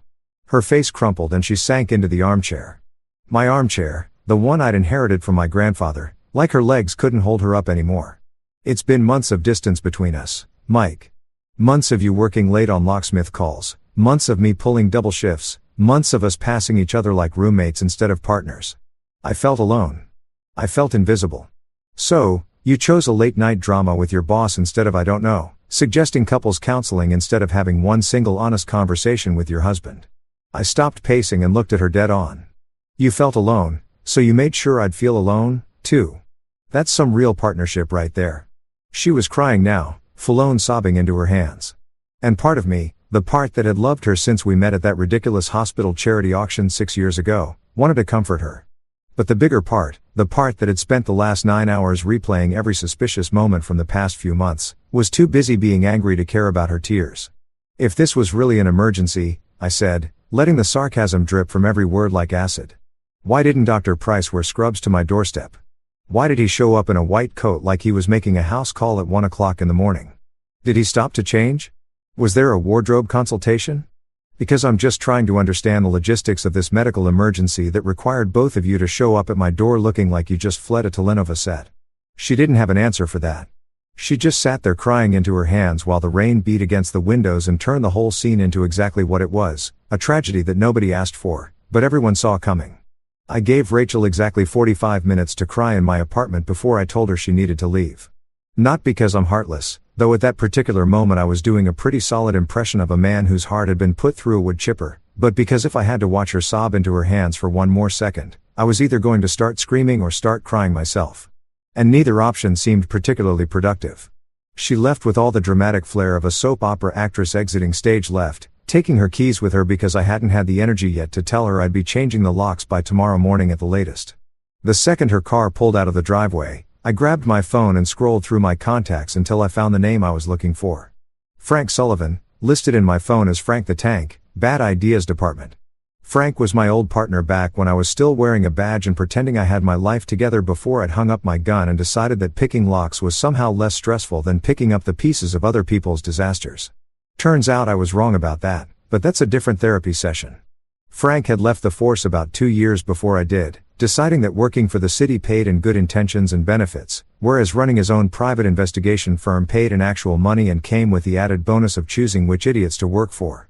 He'd set up shop in a small office above a Chinese restaurant downtown, and the whole place perpetually smelled like sweet and sour pork in disappointment. It was perfect for him. I hit the call button and listened to it ring twice before Frank's voice came through. Burly and suspicious, like a bouncer interrogating someone with a fake ID. "This better be important, Martinez. I'm elbow deep in a cheating spouse case and the photos I'm looking at are making me lose my faith in humanity. Frank, my wife's sleeping with her boss. I found out via text message at 1 o'clock in the morning and I need someone to either talk me down from a ledge or help me dig up enough dirt to bury him. Your choice." I delivered this information with the emotional inflection of someone reading a grocery list because at this point I'd moved past hysterical and landed firmly in the neighborhood of numb. There was a pause on the other end. The kind of pause that meant Frank was processing this information and calculating exactly how deep into the mess he was about to get. Jesus Christ. Mike. Rachel. You're Rachel. The nurse who makes those little jokes about proper hand hygiene and bakes cookies for hospital fundraisers. That's the one. Turns out she's been doing a lot more than baking cookies, if you catch my drift. I sank back onto the couch and stared at the ceiling, counting the cracks in the plaster like they might spell out some kind of answer. The guy's name is Dr. Gavin Price. He's her boss at County General, drives a BMW that probably costs more than my entire year's salary, and has the kind of face that makes you want to punch it on principle. Hold that thought. I'm coming over. Don't do anything stupid in the next 20 minutes. Frank hung up before I could argue, which was probably for the best because I absolutely would have argued that everything I was thinking about doing qualified as stupid and I was going to do it anyway. True to his word, Frank showed up 19 minutes later looking exactly like Frank always looked, built like a bouncer who'd eaten a smaller bouncer for breakfast, wearing jeans and a flannel shirt that had seen better decades, and carrying 2 enormous cups of coffee that smelled like they could resurrect the dead. He handed me one without a word and settled into the armchair that Rachel had vacated, his weight making the old furniture creak in protest. "Talk," he commanded, sipping his coffee like it was a life support system, and he'd die without it. Frank drank coffee the way other people breathed constantly, compulsively, and with the kind of dedication usually reserved for religious zealots or people training for ultramarathons. So, I talked. I told him everything, starting with the 103 a.m. text and ending with Rachel's pathetic explanation about falling asleep in Gavin's office after a stressful situation. I told him about the look on Gavin's face when he showed up at my door, about my mother's phone call and the fact that apparently half the town had been watching my marriage disintegrate in real time while I'd been blissfully ignorant. I told him about the coffee cup rings on my table and the wedding photos that now felt like crime scene evidence. Frank listened without interrupting, which was one of his best qualities. He just sat there drinking his coffee and occasionally nodding, letting me purge all the poison that had been building up in my system since the early morning hours. When I finally ran out of words, he set down his coffee cup and leaned forward with his elbows on his knees, fixing me with the kind of look that had probably made suspects confess to crimes they didn't commit back when he was still wearing a badge. Here's the thing about liars, Mike. They think they're smarter than everyone else. They think they can spin a story and cover their tracks and nobody will ever know the truth.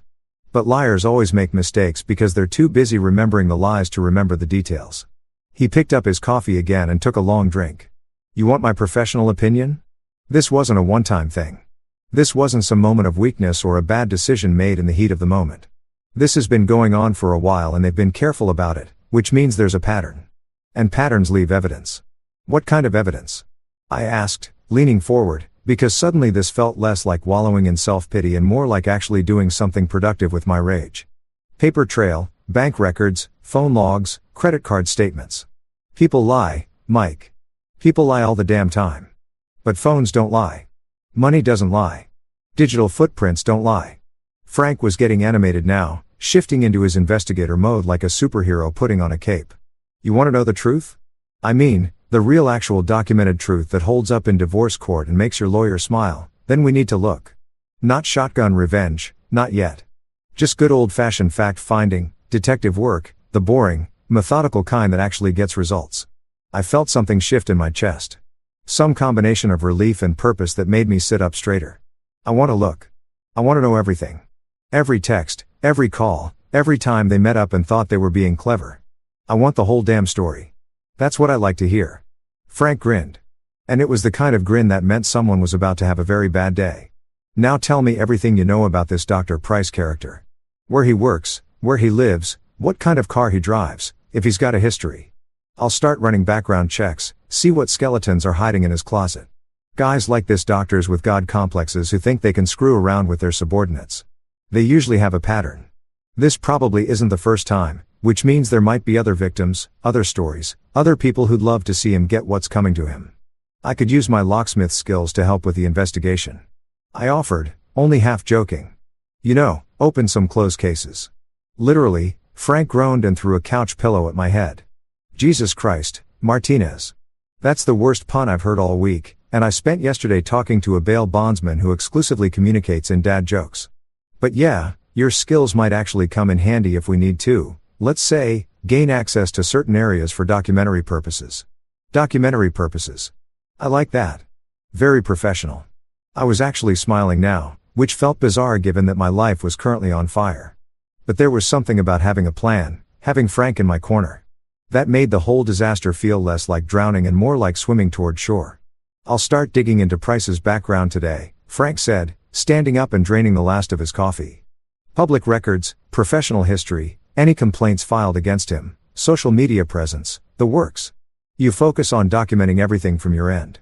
Every conversation with Rachel, every suspicious detail you remember from the last few months, every piece of evidence that might be useful, write it down, screenshot it, save it. We're building a case here. And cases are built on details.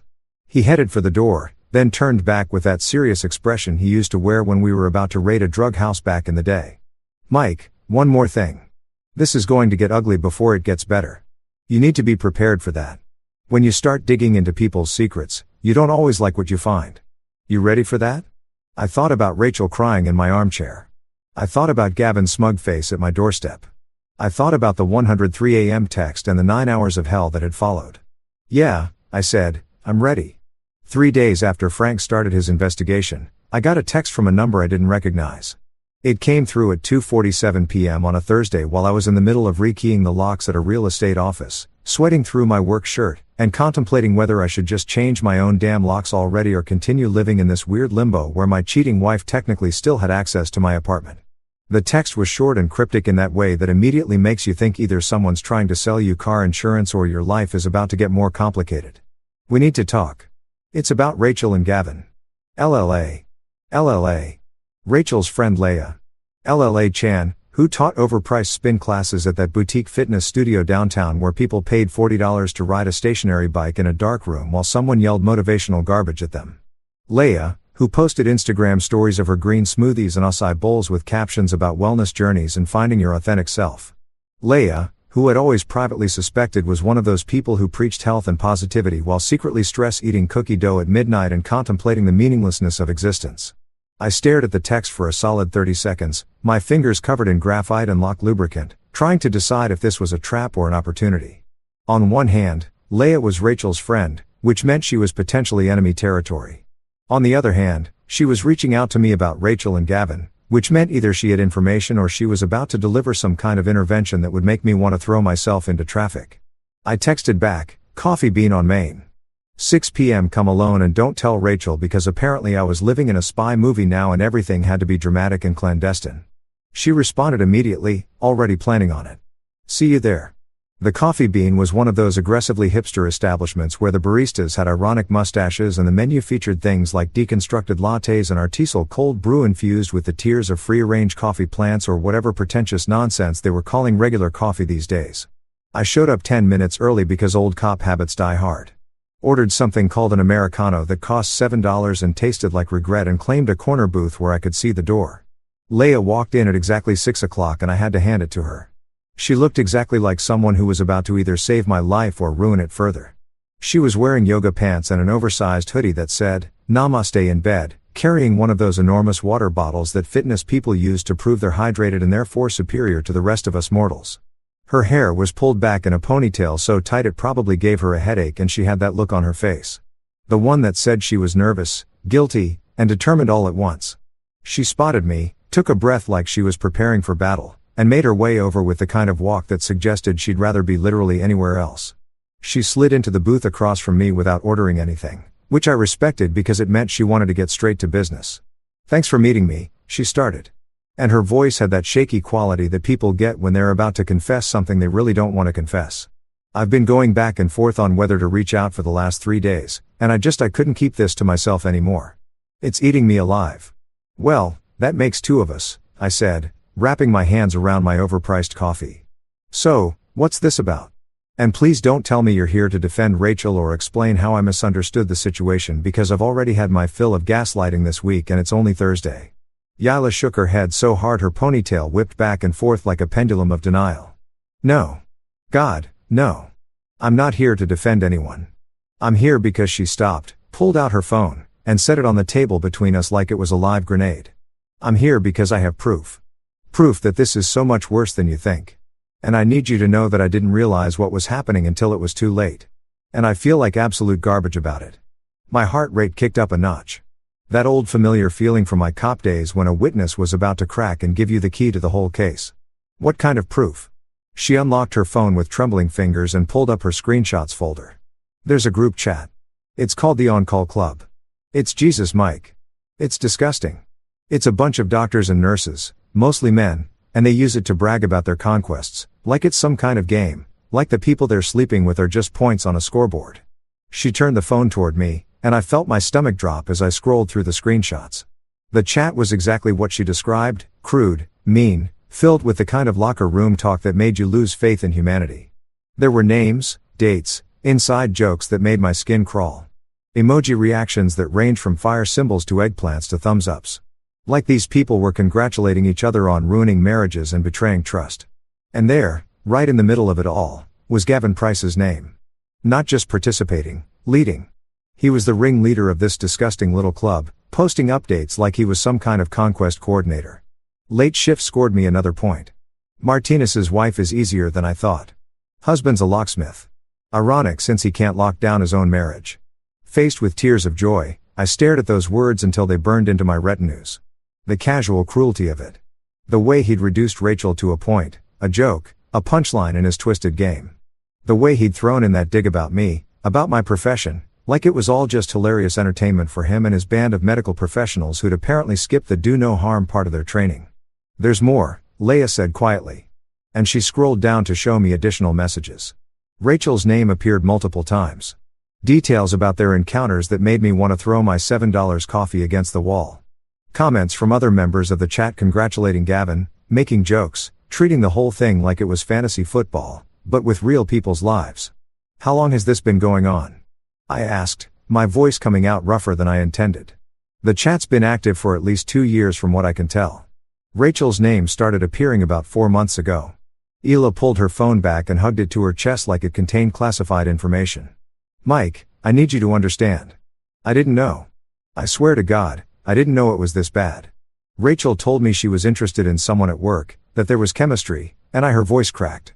I helped her cover. I lied for her. I told you she was with me on nights when she wasn't. I thought it was just flirting, maybe some harmless emotional affair that would fizzle out. I didn't know there was a whole hunting club treating women like trophies. I wanted to be angry at her. Part of me was angry at her. But the bigger part recognized that she was here now with evidence looking like she wanted to crawl into a hole and die from guilt. That counted for something. Why are you showing me this now?" I asked. "What changed?" "I saw the messages from the night you found out. After you texted Gavin, the chat went crazy. They were laughing about it, Mike. Laughing about you finding out, making jokes about how you'd react, taking bets on whether Rachel would go back to you or stick with Gavin." She looked like she might cry, and I noticed for the first time that she probably hadn't slept much in the last few days. And that's when I realized this wasn't some romantic affair or forbidden love story. This was predatory. This was cruel. These are people with power using that power to manipulate others and then bragging about it like they're collecting baseball cards. I laughed. A dark, throat-clearing sort of laugh that contains zero actual humor and 100% bitter recognition of how absurd my life had become. Let me get this straight. My wife's having an affair with her boss who's part of some kind of medical professional sex club where they share notes on their conquests like they're comparing their fantasy football lineups. And you helped cover for her because you thought it was romantic. Does that about sum it up? When you say it like that, it sounds even worse, Leia whispered. That's because it is worse. It's cartoonishly bad. It's so bad it loops back around to being almost funny. Except on the punchline, so it's actually just soul-destroying. I rubbed my face with both hands. Can you send me those screenshots? Already done. I airdropped them to your phone while you were reading. She finally reached for her water bottle and took a long drink like she needed to hydrate after purging all these secrets. There's something else you should know. I'm not the only one who helped cover. There are other people, friends, co-workers, who knew things were happening and either didn't care or actively participated in keeping secrets. This whole thing is bigger than just Rachel and Gavin. Of course it is, I muttered. Because why would my personal disaster be contained and manageable when it could be a full-blown conspiracy involving multiple accomplices? Leia stood up, gathering her things with the energy of someone who just completed a mission and desperately needed to escape. I'm sorry, Mike. I'm so sorry I was part of this. I'm going to have to live with that guilt for a long time. But I thought you deserved to know the truth. All of it. I looked at her, really looked at her, and saw someone who probably did drink kale smoothies while hiding whiskey in her water bottle. Someone who preached wellness while drowning in her own mess. Someone who was trying to do the right thing, even though it was way too late. Thanks for this, I said, gesturing to my phone where the screenshots now lived. I mean that. This is proof. Proof is a delicious cold thing. Yaila, you just gave me ammunition. She nodded and left without another word, leaving me alone in my corner booth with my cold coffee and my smoking gun. I pulled up the screenshots again and scrolled through them slowly, methodically, memorizing every crude joke and casual cruelty. They thought they were untouchable. They thought they could keep their little club secret, laugh at their victims, and never face consequences. They forgot that every lock has a key, and I was very, very good at finding them.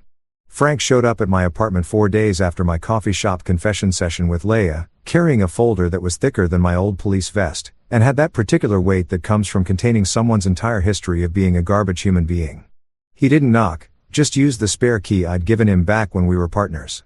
And I still believed in things like trust and friendship, and walked in to find me sitting at my kitchen table, surrounded by printouts of the On-Call Club screenshots, a legal pad covered in notes that probably made me look like a conspiracy theorist, and enough empty coffee cups to qualify as a health hazard. You look like hell, Frank said by way of greeting, setting the folder down on the table with a thud that sent some of my papers flying. When's the last time you slept or showered or consumed anything that wasn't liquid caffeine? Bold words coming from a man who considers coffee a food group? I shot back, but I couldn't really argue with his assessment. I'd been living in the same pair of sweatpants for 2 days. My hair was doing something that could charitably be called abstract art. And I'm pretty sure I smelled like a combination of lock lubricant, desperation, and poor life choices. Please tell me that folder contains something that will make me feel better about the fact that my wife joined a sex cult and I was too stupid to notice. It's not a sex cult. It's just a group of entitled with medical degrees and no moral compass. Frank corrected, dropping into the chair across from me. But yeah, this folder is going to make your whole week, maybe your whole month, possibly your whole year, depending on how much you enjoy watching people get what they deserve. He flipped open the folder with the dramatic flair of a magician revealing his best trick. And I found myself staring at a collection of documents that looked like they'd been compiled by someone with an axe to grind and a really good filing system. Complaint forms, HR reports, legal documents with official-looking letterheads, personnel files that probably weren't supposed to be accessible to civilians, but Frank had ways of obtaining things that I'd learned long ago not to ask too many questions about. Meet Dr. Gavin Price's greatest hits collection, Frank announced, tapping the top document with one finger. Turns out your wife's boyfriend has a history longer than a CVS receipt and about as pleasant to look at. I'm talking complaints going back 7 years, 3 different hospitals, and a pattern of behavior that would make a behavioral psychologist salivate with how textbook it is. I pulled the first document closer, squinting at the dense legal language that seemed specifically designed to obscure the actual content while still technically documenting it.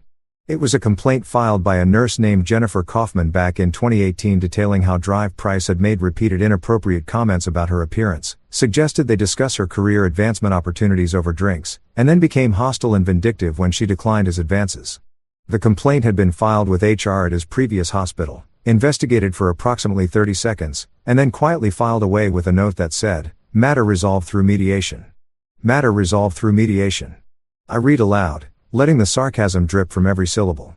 That's corporate speak for we paid her to go away and hoped nobody would notice. Right.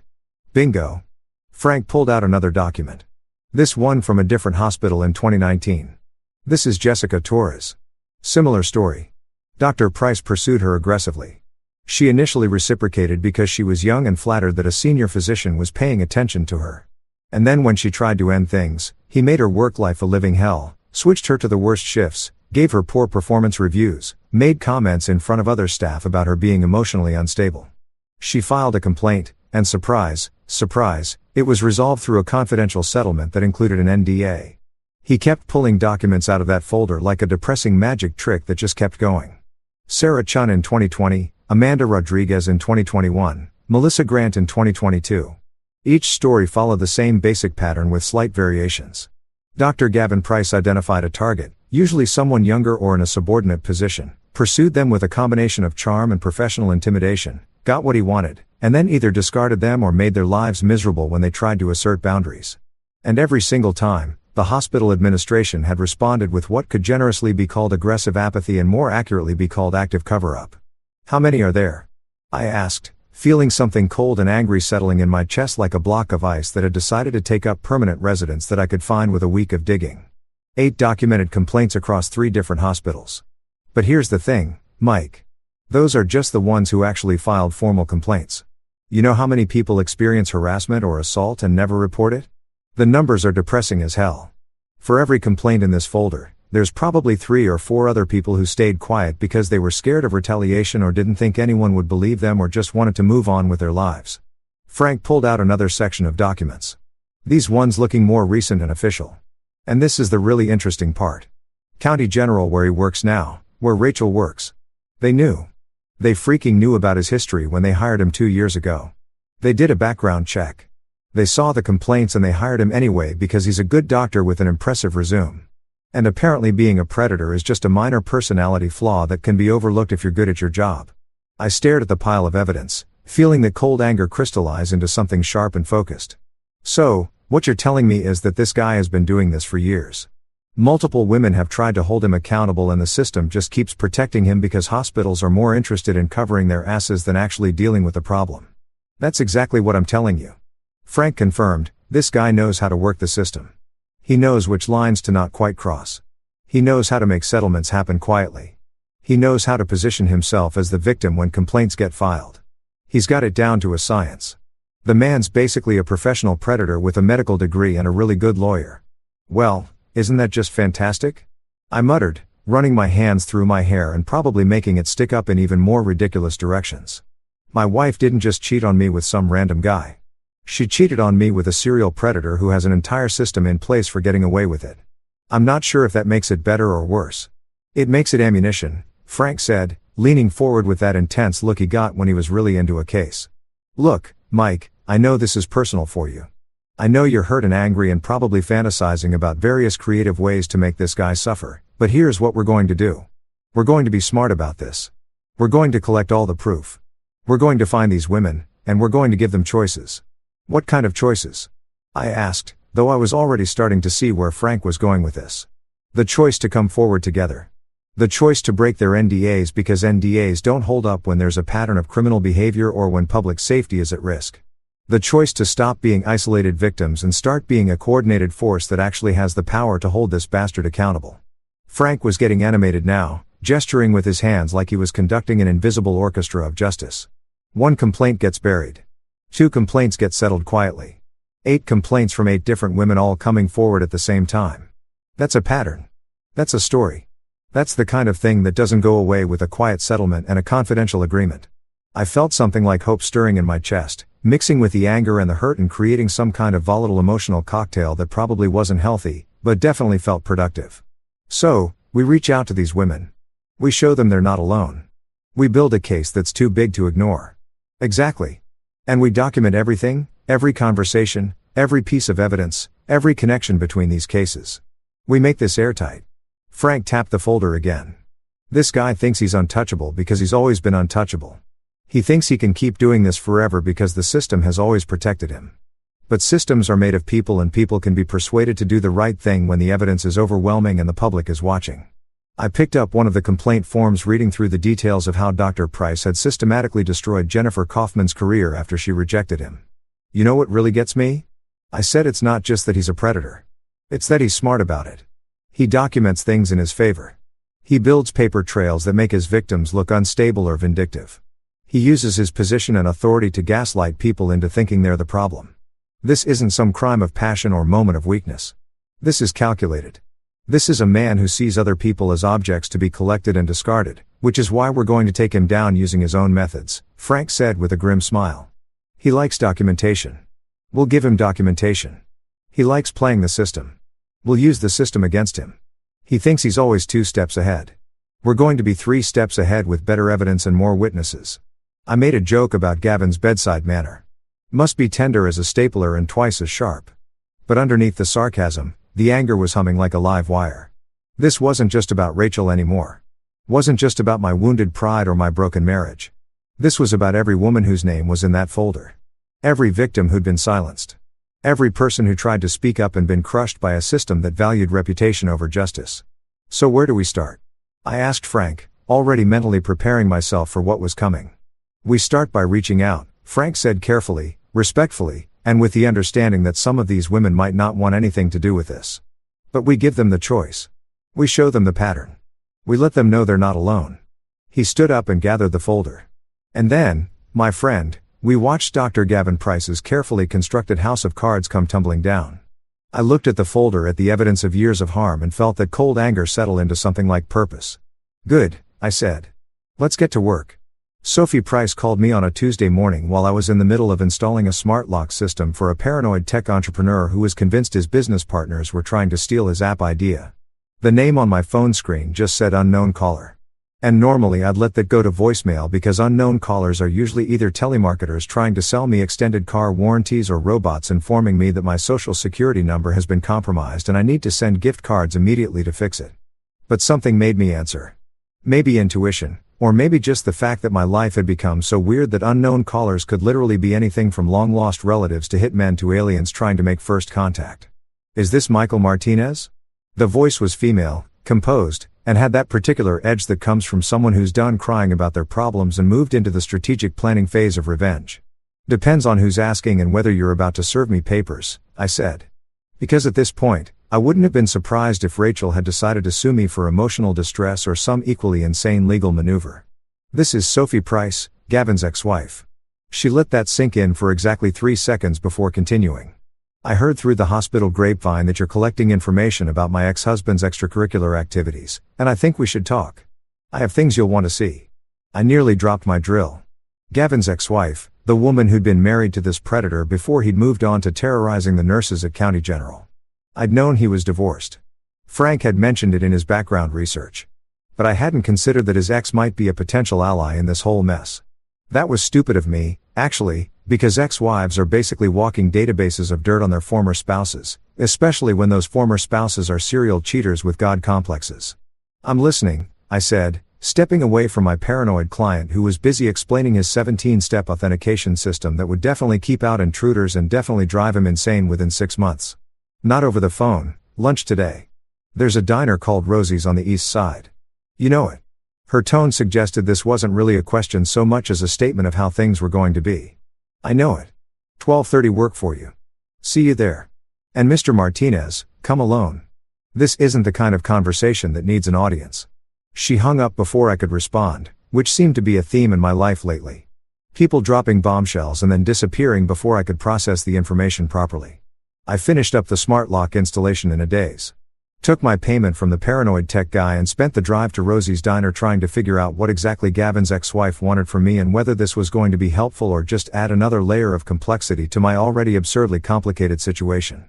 Rosie's Diner was one of those classic American establishments that had probably been serving coffee and disappointment since the 1950s, with red vinyl booths that were held together more by duct tape and hope than actual structural integrity, and a menu that featured things like meatloaf surprise, where the surprise was probably food poisoning.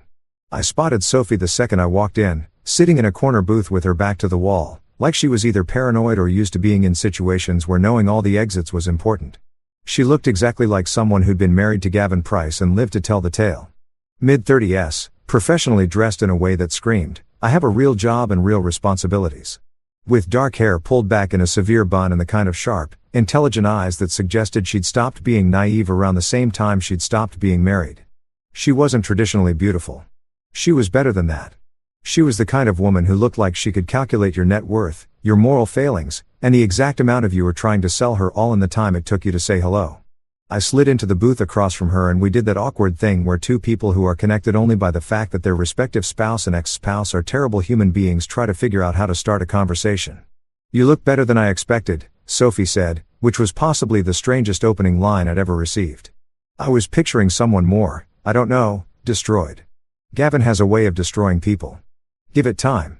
"I'm a slow-motion car crash," I replied, flagging down a waitress who looked like she'd been working at Rosie's since the actual 1950s. "Coffee, black, strong enough to strip paint." Sophie ordered the same, which immediately elevated her in my estimation because people who drink black coffee are either serious or dead inside.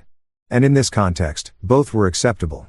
We sat in silence while the waitress shuffled off. And I used the time to study the woman across from me, trying to figure out what her angle was and whether I could trust her or if this was some elaborate setup orchestrated by Gavin to throw me off track. "I'm going to cut to the chase," Sophie said once our coffees arrived. And she slid a small flash drive across the scarred Formica table like we were in a spy movie and she was passing state secrets. I kept everything. Photos, audio recordings, text messages, emails, video clips that Gavin saved on his personal computer because he's the kind of narcissist who documents his own crimes. It's all on here. I stared at the flash drive like it might explode. Why? Why keep all this? And why give it to me now? Sophie took a long drink of her coffee and I could see the weight of years of anger and hurt and strategic patience in her expression. I kept it as insurance. When I found out about Gavin's affairs, and yes, plural, your wife is far from the first. I was young enough and stupid enough to think about forgiving him. I believed his excuses about stress and long hours and how these women threw themselves at him. But I wasn't so stupid that I deleted the evidence. I backed everything up, multiple copies in multiple locations. I told myself it was just in case, just for protection, just to have leverage if things got ugly. And things got ugly, I prompted, though I already knew the answer. Things got nuclear, Sophie confirmed with a bitter smile. Gavin doesn't just cheat. He collects. He keeps score. He saves messages and photos and recordings of private moments like they're trophies. He has folders on his computer organized by name and date, ratings of his conquests, notes about which ones were easy and which ones required more work. He's not a man having affairs. He's a predator documenting his kills. My stomach turned over and I had to set down my coffee cup before I threw it against the wall. Jesus Christ, he's actually keeping records. Like, this is some kind of sick game. It's exactly a sick game to him. And the worst part, he's smart about it. He never keeps anything that could be traced back to him professionally. No hospital emails, no work phones. Everything's on his personal devices, encrypted and password protected. He thinks he's untouchable. Sophie leaned forward and her eyes had that gleam that comes from someone who's been waiting years for the right moment to strike. But I had access to everything when we were married. I copied files before the divorce. I saved passwords. I documented patterns. And I've been sitting on this information for 3 years, waiting for the right time to use it. Why now? I asked. Why not use this during your divorce? Why not go to the police or the medical board or literally anyone with authority? Because I was scared, Sophie admitted, and there was no shame in her voice. Just cold pragmatism. Gavin has money, connections, lawyers who could bury me in legal fees until I was bankrupt. During the divorce, I used the threat of exposing him to get a better settlement, but I never actually followed through because I didn't have the resources to fight him in court and in public opinion. But you, she pointed at me with one finger. You have nothing to lose. Your marriage is already over. He's already destroyed your life. And from what I hear through the grapevine, you're building a case with multiple victims and actual evidence beyond what I have here. I picked up the flash drive, feeling its weight. Such a small thing to contain so much damage. What exactly is on here? Everything, Sophie said simply. Recordings of phone calls where he brags to his friends about his latest conquest. Video clips he secretly recorded during intimate moments. Some of the women knew they were being filmed, some didn't. Text message threads where he discusses strategy for seducing nurses and medical students. Photos he saved as mementos. And most damning of all, a spreadsheet, an actual Excel spreadsheet where he tracked names, dates, ratings, and notes about each woman. He called it his personal achievement log. I call it evidence of systematic predatory behavior. I felt a cold sense of satisfaction wash over me, the kind of feeling you get when all the scattered pieces of a puzzle suddenly click into place and form a picture that finally makes sense. This wasn't just evidence. This was the industry of excuses finally getting an invoice. This was documentation that couldn't be explained away or dismissed as misunderstanding. This was Gavin Price's own meticulous records condemning him. Why are you giving this to me? I asked one more time because I needed to understand her motivation. What do you get out of this? Sophie finished her coffee and stood up preparing to leave. I get to watch him fall. I get to know that I played a part in stopping him from hurting more people. And I get to sleep at night knowing I finally did something instead of just sitting on evidence and protecting myself. She pulled out a $20 bill and dropped it on the table for the coffee. Use it well, Mr. Martinez.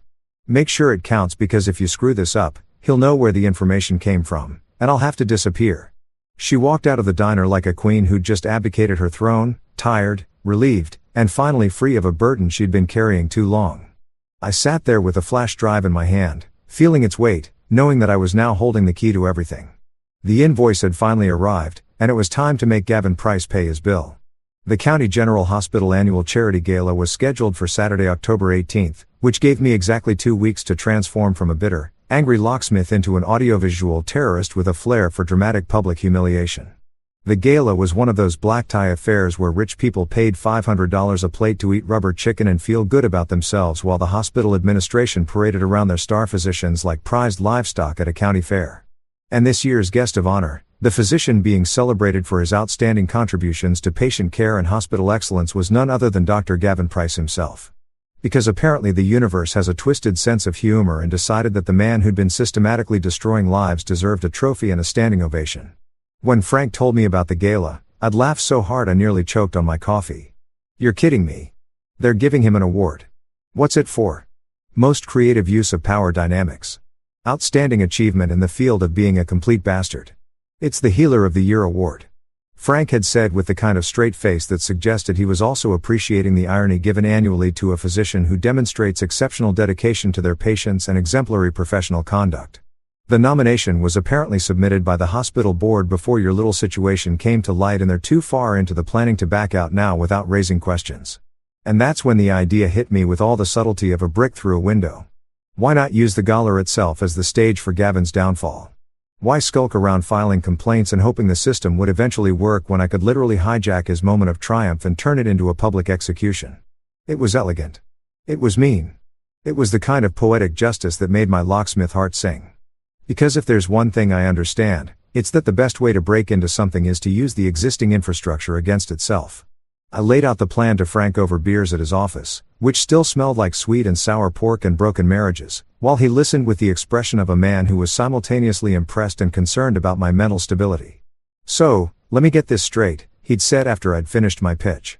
You want to hack into the hospital's AV system during the gala, plug in Sophie's flash drive, and broadcast Gavin's greatest hits to a room full of donors, hospital administrators, and local media. You want to turn his awards ceremony into a true crime documentary, not hack. That sounds illegal and complicated. I prefer gain authorized access through my extensive knowledge of security systems and the fact that I personally installed the locks on the AV control room 6 months ago when the hospital upgraded their equipment. I grinned at him with the kind of manic energy that probably should have concerned me, but instead felt liberating. I'm a locksmith, Frank. I know every entrance, every access point, every vulnerable spot in that building because half the staff has called me at one point or another to let them into rooms they've locked themselves out of. I'm not breaking in. I'm just opening doors that are already there. Frank had stared at me for a long moment before breaking into a grin that matched mine. You magnificent, vengeful son of a, this is either the best idea you've ever had or the worst. And I genuinely can't tell which.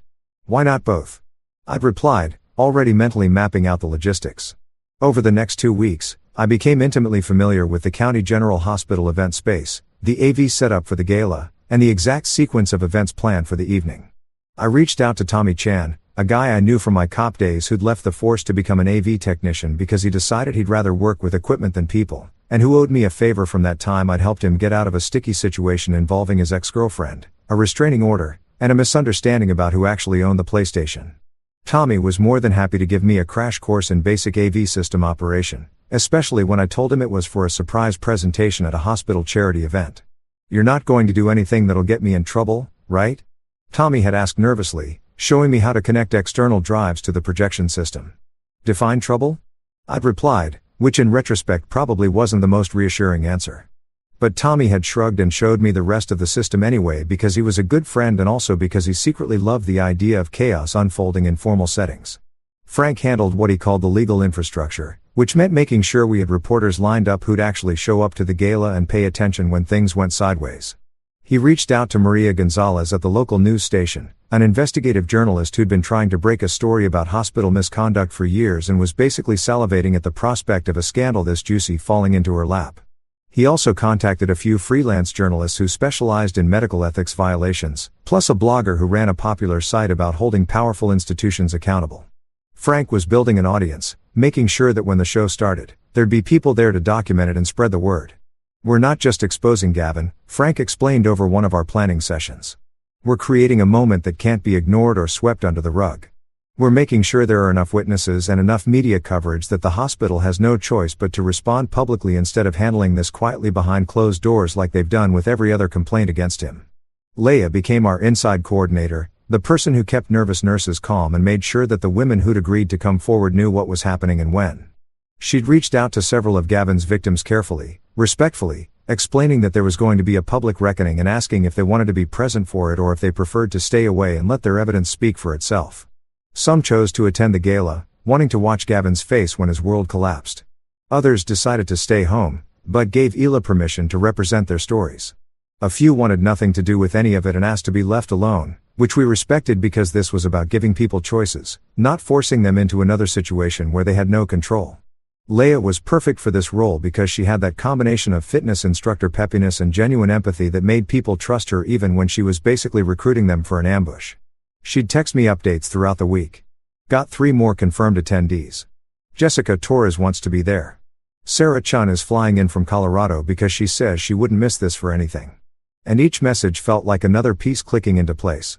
Sophie was the quiet fire in the background. The quality control specialist making sure that every file on the flash drive was authentic, admissible, and devastating. She went through the recordings and photos with the kind of meticulous attention to detail that suggested she'd been preparing for this moment for years, organizing everything chronologically, creating a presentation that told a clear story from beginning to end. She put together a highlight reel that was only 12 minutes long, but contained enough evidence to bury Gavin 6 feet under, complete with audio clips of him bragging about his conquests, screenshots of the on-call club chat, and excerpts from his infamous spreadsheet with names redacted to protect the victims, but numbers clearly visible. 12 minutes, Sophie had told me when she handed over the finalized flash drive. That's all you need. 12 minutes of his own words, his own documentation, his own systematic predation laid out in a way that even the most willfully ignorant administrator can't dismiss. I've timed it to sync with the planned award presentation. Right after they announce his name and he takes the stage, you start the video. Maximum impact, maximum humiliation. We rehearsed the plan until I could execute it in my sleep. Frank would be positioned near the exits with his journalist contacts, ready to intercept anyone who tried to shut down the presentation or flee the scene. Leia would be scattered throughout the audience with the victims who chose to attend, providing moral support and making sure everyone felt safe. Sophie would be in the back of the room watching from the shadows like the ghost of Gavin's past coming back to haunt him. And I would be in the AV control room, which I had keys to naturally because I'd installed the locks, ready to plug in the flash drive at exactly the right moment and turn the hospital celebration into a public trial. It was elegant in its simplicity. We weren't relying on the system to deliver justice. We were creating our own system using the tools available to us, fitting the key into the last lock of a house built entirely on lies and professional courtesy. The hospital wanted to celebrate Dr. Gavin Price's contributions. Fine. We'd show them exactly what he'd been contributing to. The night before the gala, I sat in my apartment with the flash drive in my hand, thinking about how I'd gone from a locksmith with a failing marriage to a man orchestrating what was essentially a coordinated public execution using PowerPoint and a sound system. It was absurd. It was probably illegal in ways I hadn't fully considered. It was definitely going to blow up my life even more than it was already blown up. But it was also necessary because men like Gavin Price don't stop on their own. They don't develop consciences or suddenly decide to change their behavior. They keep going until someone stops them, until the cost of their actions finally exceeds the benefit, until the locks they've been hiding behind get picked by someone who knows exactly how locks work. I plugged the flash drive into my laptop one more time, watching Sophie's carefully crafted presentation playthrough. 12 minutes of truth, 12 minutes of receipts, 12 minutes of a man condemning himself with his own evidence. If this becomes a soap opera, I expect royalties, I muttered to myself, channeling my nervous energy into sarcasm, because that's what I did best. Tomorrow night, Dr. Gavin Price would walk onto that stage expecting applause and admiration. Instead, he'd get accountability, served cold in public. I couldn't wait. The morning of the gala arrived with the kind of ominous gray sky that suggested even the weather knew something dramatic was about to go down and wanted to set the appropriate mood. I woke up at 6 a.m. without an alarm. Which is what happens when your brain decides that sleep is for people who aren't about to commit social terrorism against their wife's boyfriend in front of 200 of the county's most influential citizens. I lay in bed staring at the ceiling for approximately 45 seconds before giving up on the pretense of rest and hauling myself into the shower, where I stood under scalding water and mentally rehearsed the evening's plan for the 11,000th time. The flash drive was sitting on my kitchen counter next to my coffee maker, plugged into my laptop for one final review. I'd watched Sophie's presentation so many times I could probably recite the whole thing from memory, complete with the audio clips of Gavin bragging about his conquests and the screenshots of his disturbing spreadsheet. 12 minutes of carefully curated evidence that would either change everything or blow up spectacularly in my face. And at this point, I was 50-50 on which outcome was more likely. I made coffee strong enough to wake the dead and possibly power a small vehicle, and was in the middle of my second cup when my phone rang. Rachel's name lit up the screen and I stared at it like it was a live grenade that had just materialized in my kitchen. She hadn't called since the morning after our doorstep confrontation 2 weeks ago, communicating only through tour text messages about logistics like who was paying which bills and whether I'd forwarded her mail. The fact that she was calling now on this specific morning meant one of two things. Either she'd somehow found out about the plan, or her guilty conscience had finally kicked into overdrive. I let it ring 3 times while I debated whether answering would be cathartic or just painful. Then accepted the call because apparently I was a glutton for punishment, and also because part of me, the stupid sentimental part that remembered loving this woman, needed to hear what she had to say. Mike. Her voice came through sounding wrecked, like she'd been crying or hadn't slept, or possibly both. Mike, please don't hang up. I need to talk to you. Well, you've got me on the phone, so talk, I said, keeping my voice flat and emotionless, because if I let any actual feeling through, this conversation was going to go sideways fast. Though, I have to say, your timing is interesting. Got something you need to get off your chest on this fine Saturday morning? I ended things with Gavin. She said it quickly, like ripping off a band-aid, and I could hear the desperation underneath the words. 2 days ago, I told him it was over, that I made a mistake, that I want to try to fix things with you. I know I don't deserve another chance, but Mike, we've been together for 6 years. We have history. We had something real. Please, I'm begging you to consider couples counseling. We can work through this. I laughed and it came out harsh and bitter, like broken glass being ground into salt. You ended things 2 days ago. 2 days ago, after 4 months of sneaking around, after lying to my face, after letting your boss text me from your phone at 1 o'clock in the morning like I was some irrelevant obstacle to be dismissed, and now you want counseling. Now you want to work through this, Rachel. The audacity is actually impressive. Like, if they gave out awards for sheer nerve, you'd be taking home a trophy tonight. I know I screwed up. Screwed up. I cut her off, feeling the anger that I'd been carefully controlling start to leak through. Screwed up is forgetting to take out the trash or accidentally dyeing my white shirts pink in the laundry. What you did was make a conscious choice repeatedly for months to betray me with your boss while I was home, thinking we were just going through a rough patch.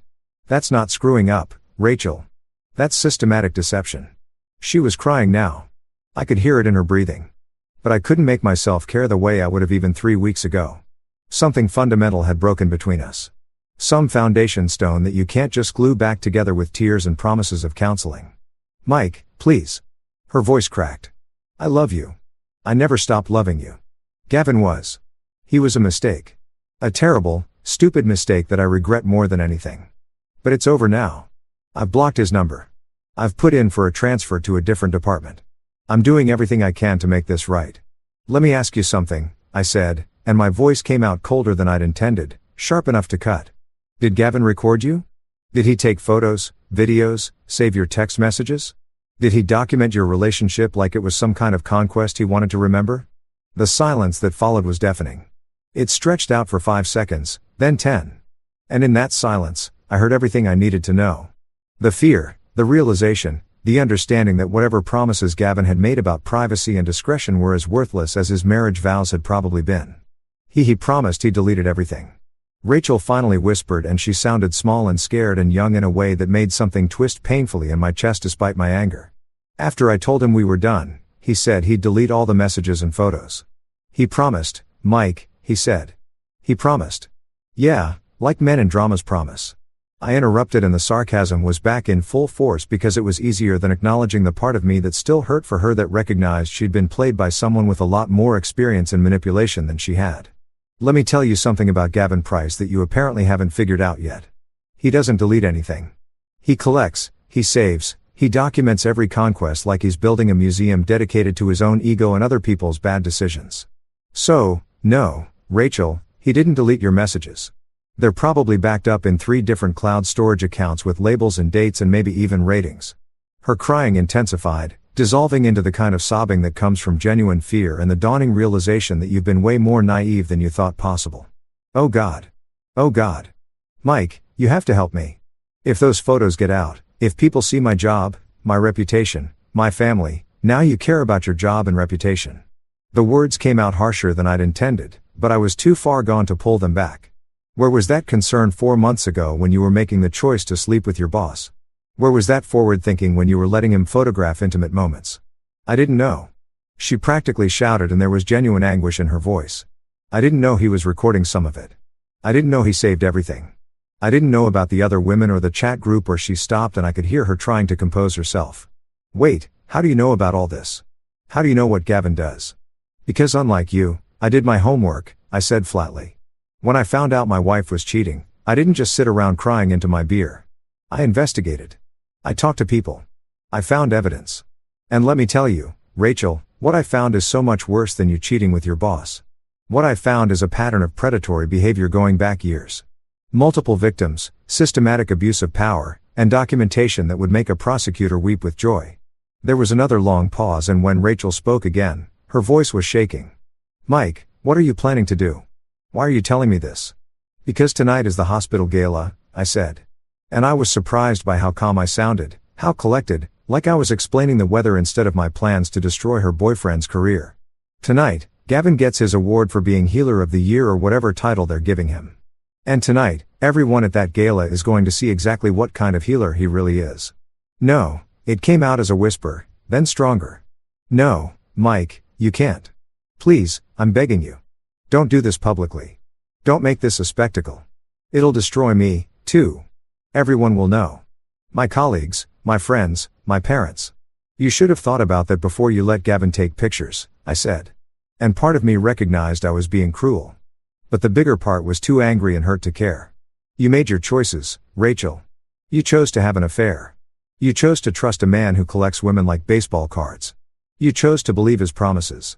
And now you get to live with the consequences of those choices, just like I have to live with the consequences of marrying someone who betrayed me. Mike, please stop. I cut her off, suddenly exhausted by the whole conversation, by the pleading and the tears and the last-minute appeals to my better nature. Stop begging. Stop making promises you won't keep. Stop acting like you can fix this with enough crying and apologies. It's done, Rachel. We're done. Whatever you thought we had is gone, and you killed it yourself. You can hide if you want to. You can call in sick to the gala, stay home, pretend none of this is happening, but you can't unend what's already been saved. You can't delete files that have already been backed up in multiple locations. The truth is coming out whether you like it or not. And you get to decide whether you face it or run from it. She was sobbing openly now, but I felt nothing except a hollow sort of finality, like closing a door on a room you know you'll never enter again. If this becomes a soap opera, I expect royalties, I said. And I meant it half seriously. Half as a defense mechanism against the part of me that was hurting along with her despite everything. I hung up before she could respond, before she could beg more or promise more or say anything else that might make me reconsider. I set my phone face down on the counter and finished my coffee, looking at the flash drive sitting next to my laptop. Tonight, the truth came out. Tonight, everyone would see what I'd been seeing for weeks. And if Rachel got caught in the blast radius, well, actions have consequences, and she'd earned hers. The County General Hospital annual charity gala was exactly as pretentious as I'd imagined. Which is to say, it looked like someone had taken a Pinterest board labeled classy medical event and vomited it all over the hospital's conference center with no regard for subtlety or taste. There were ice sculptures shaped like stethoscopes because nothing says we care about healthcare quite like expensive frozen water that'll melt into a puddle by the end of the night. White tablecloths covered every surface. Each table featuring centerpieces of roses and leaves that probably cost more than my monthly rent. And a string quartet was playing softly in the corner like this was a 19th century European ball instead of a fundraiser in a mid-sized American city where half the attendees were just here for the open bar and tax-deductible charitable donations. I'd arrived early, dressed in the only suit I owned, a charcoal gray number I'd worn to my wedding, and then subsequently to about 4 funerals, which felt grimly appropriate given what I was about to do. Frank had secured me a ticket through one of his contacts who worked in hospital administration, a woman named Patricia, who'd been one of Gavin's victims 3 years ago, and was absolutely thrilled to facilitate his public execution. She'd even helped me get access to the AV control room earlier in the day, letting me in with her staff badge while I pretended to be checking the security on the door locks and definitely not installing a backup system that would prevent anyone from shutting down the presentation once it started. The room was filling up fast with exactly the kind of people you'd expect at a $500 plate charity dinner. Wealthy donors in designer gowns and tailored tuxedos. Hospital board members who all looked like they'd stepped out of a catalog for successful people who make important decisions. Local politicians gladdening their way through the crowd like they were campaigning even though nobody was voting on anything tonight. And of course, the medical staff, doctors, and nurses dressed in their formal best, pretending they weren't all secretly hoping the bar would stay open late enough to make the speeches tolerable. I spotted Frank near the east entrance looking uncomfortable in a suit that probably hadn't been worn since his daughter's wedding 2 years ago, standing next to Maria Gonzalez from Channel 7 News and at least 3 other journalists I recognized from Frank's briefings. They were all trying to look casual like they were just here for the chicken and the charitable cause. Definitely not waiting for a scandal to erupt that would give them the story of the year. Leia was scattered throughout the crowd with several women I recognized from Frank's victim folder. Jennifer Kaufman, Jessica Torres, Sarah Chun, who'd flown in from Colorado specifically for this. All of them looking nervous and determined in equal measure, like soldiers waiting for a battle they'd been training for their entire lives. Sophie was in the back of the room, exactly where she'd said she'd be, wearing a black dress that made her look like she was attending a funeral, which was fitting since we were about to bury Gavin's career alive. She caught my eye and gave me the smallest nod, a gesture that said, "It's time and good luck and burn it all down." All in one slight movement. The ceremony started at 7:30 with all the pomp and circumstance of people who take themselves way too seriously. The hospital CEO, a silver-haired man named Richard Beaumont, who had the kind of authoritative voice that made you think he'd never been wrong about anything in his entire life, took the stage, and launched into a speech about County General's commitment to excellence and community service. He thanked the donors, praised the staff, made some jokes that landed with varying degrees of success, and generally did all the things that people do when they're killing time before the main event. Then came the moment I'd been waiting for. Dr. Alvarez, the chief of staff, a stern woman in her 50s who looked like she'd personally performed open-heart surgery on her own sense of humor and removed it entirely, stepped up to the microphone to introduce the evening's honoree. "It is my great privilege," she began reading from note cards like she was announcing the winner of an Oscar, to present this year's Healer of the Year award to a physician who embodies everything we value at County General Hospital. His dedication to his patients is unmatched. His commitment to excellence in medical care is an inspiration to us all. He represents the very best of what it means to be a healer in our modern healthcare system. Please join me in welcoming to the stage Dr. Gavin Price. The applause started polite at first and then building as Gavin made his way to the stage with the kind of confident stride that comes from someone who genuinely believes they deserve every bit of praise they're about to receive.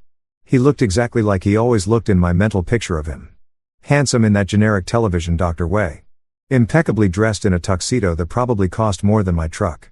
With that smile that I now recognized as the expression of a predator who'd gotten away with everything and expected to keep getting away with it forever. He shook hands with Dr. Alvarez, accepted the crystal trophy that probably also cost more than my truck, and stepped up to the microphone with the crystal award held high like he just won the Super Bowl of being a terrible human being. The applause continued, and I watched from my position near the AV control room as he basked in it, soaking up the admiration like a plant that had been genetically modified to feed exclusively on ego and false praise.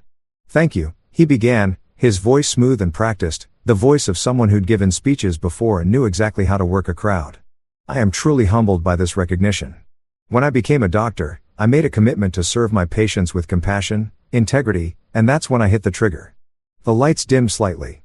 I programmed that into the sequence because if you're going to ruin someone's life, you might as well do it with dramatic lighting.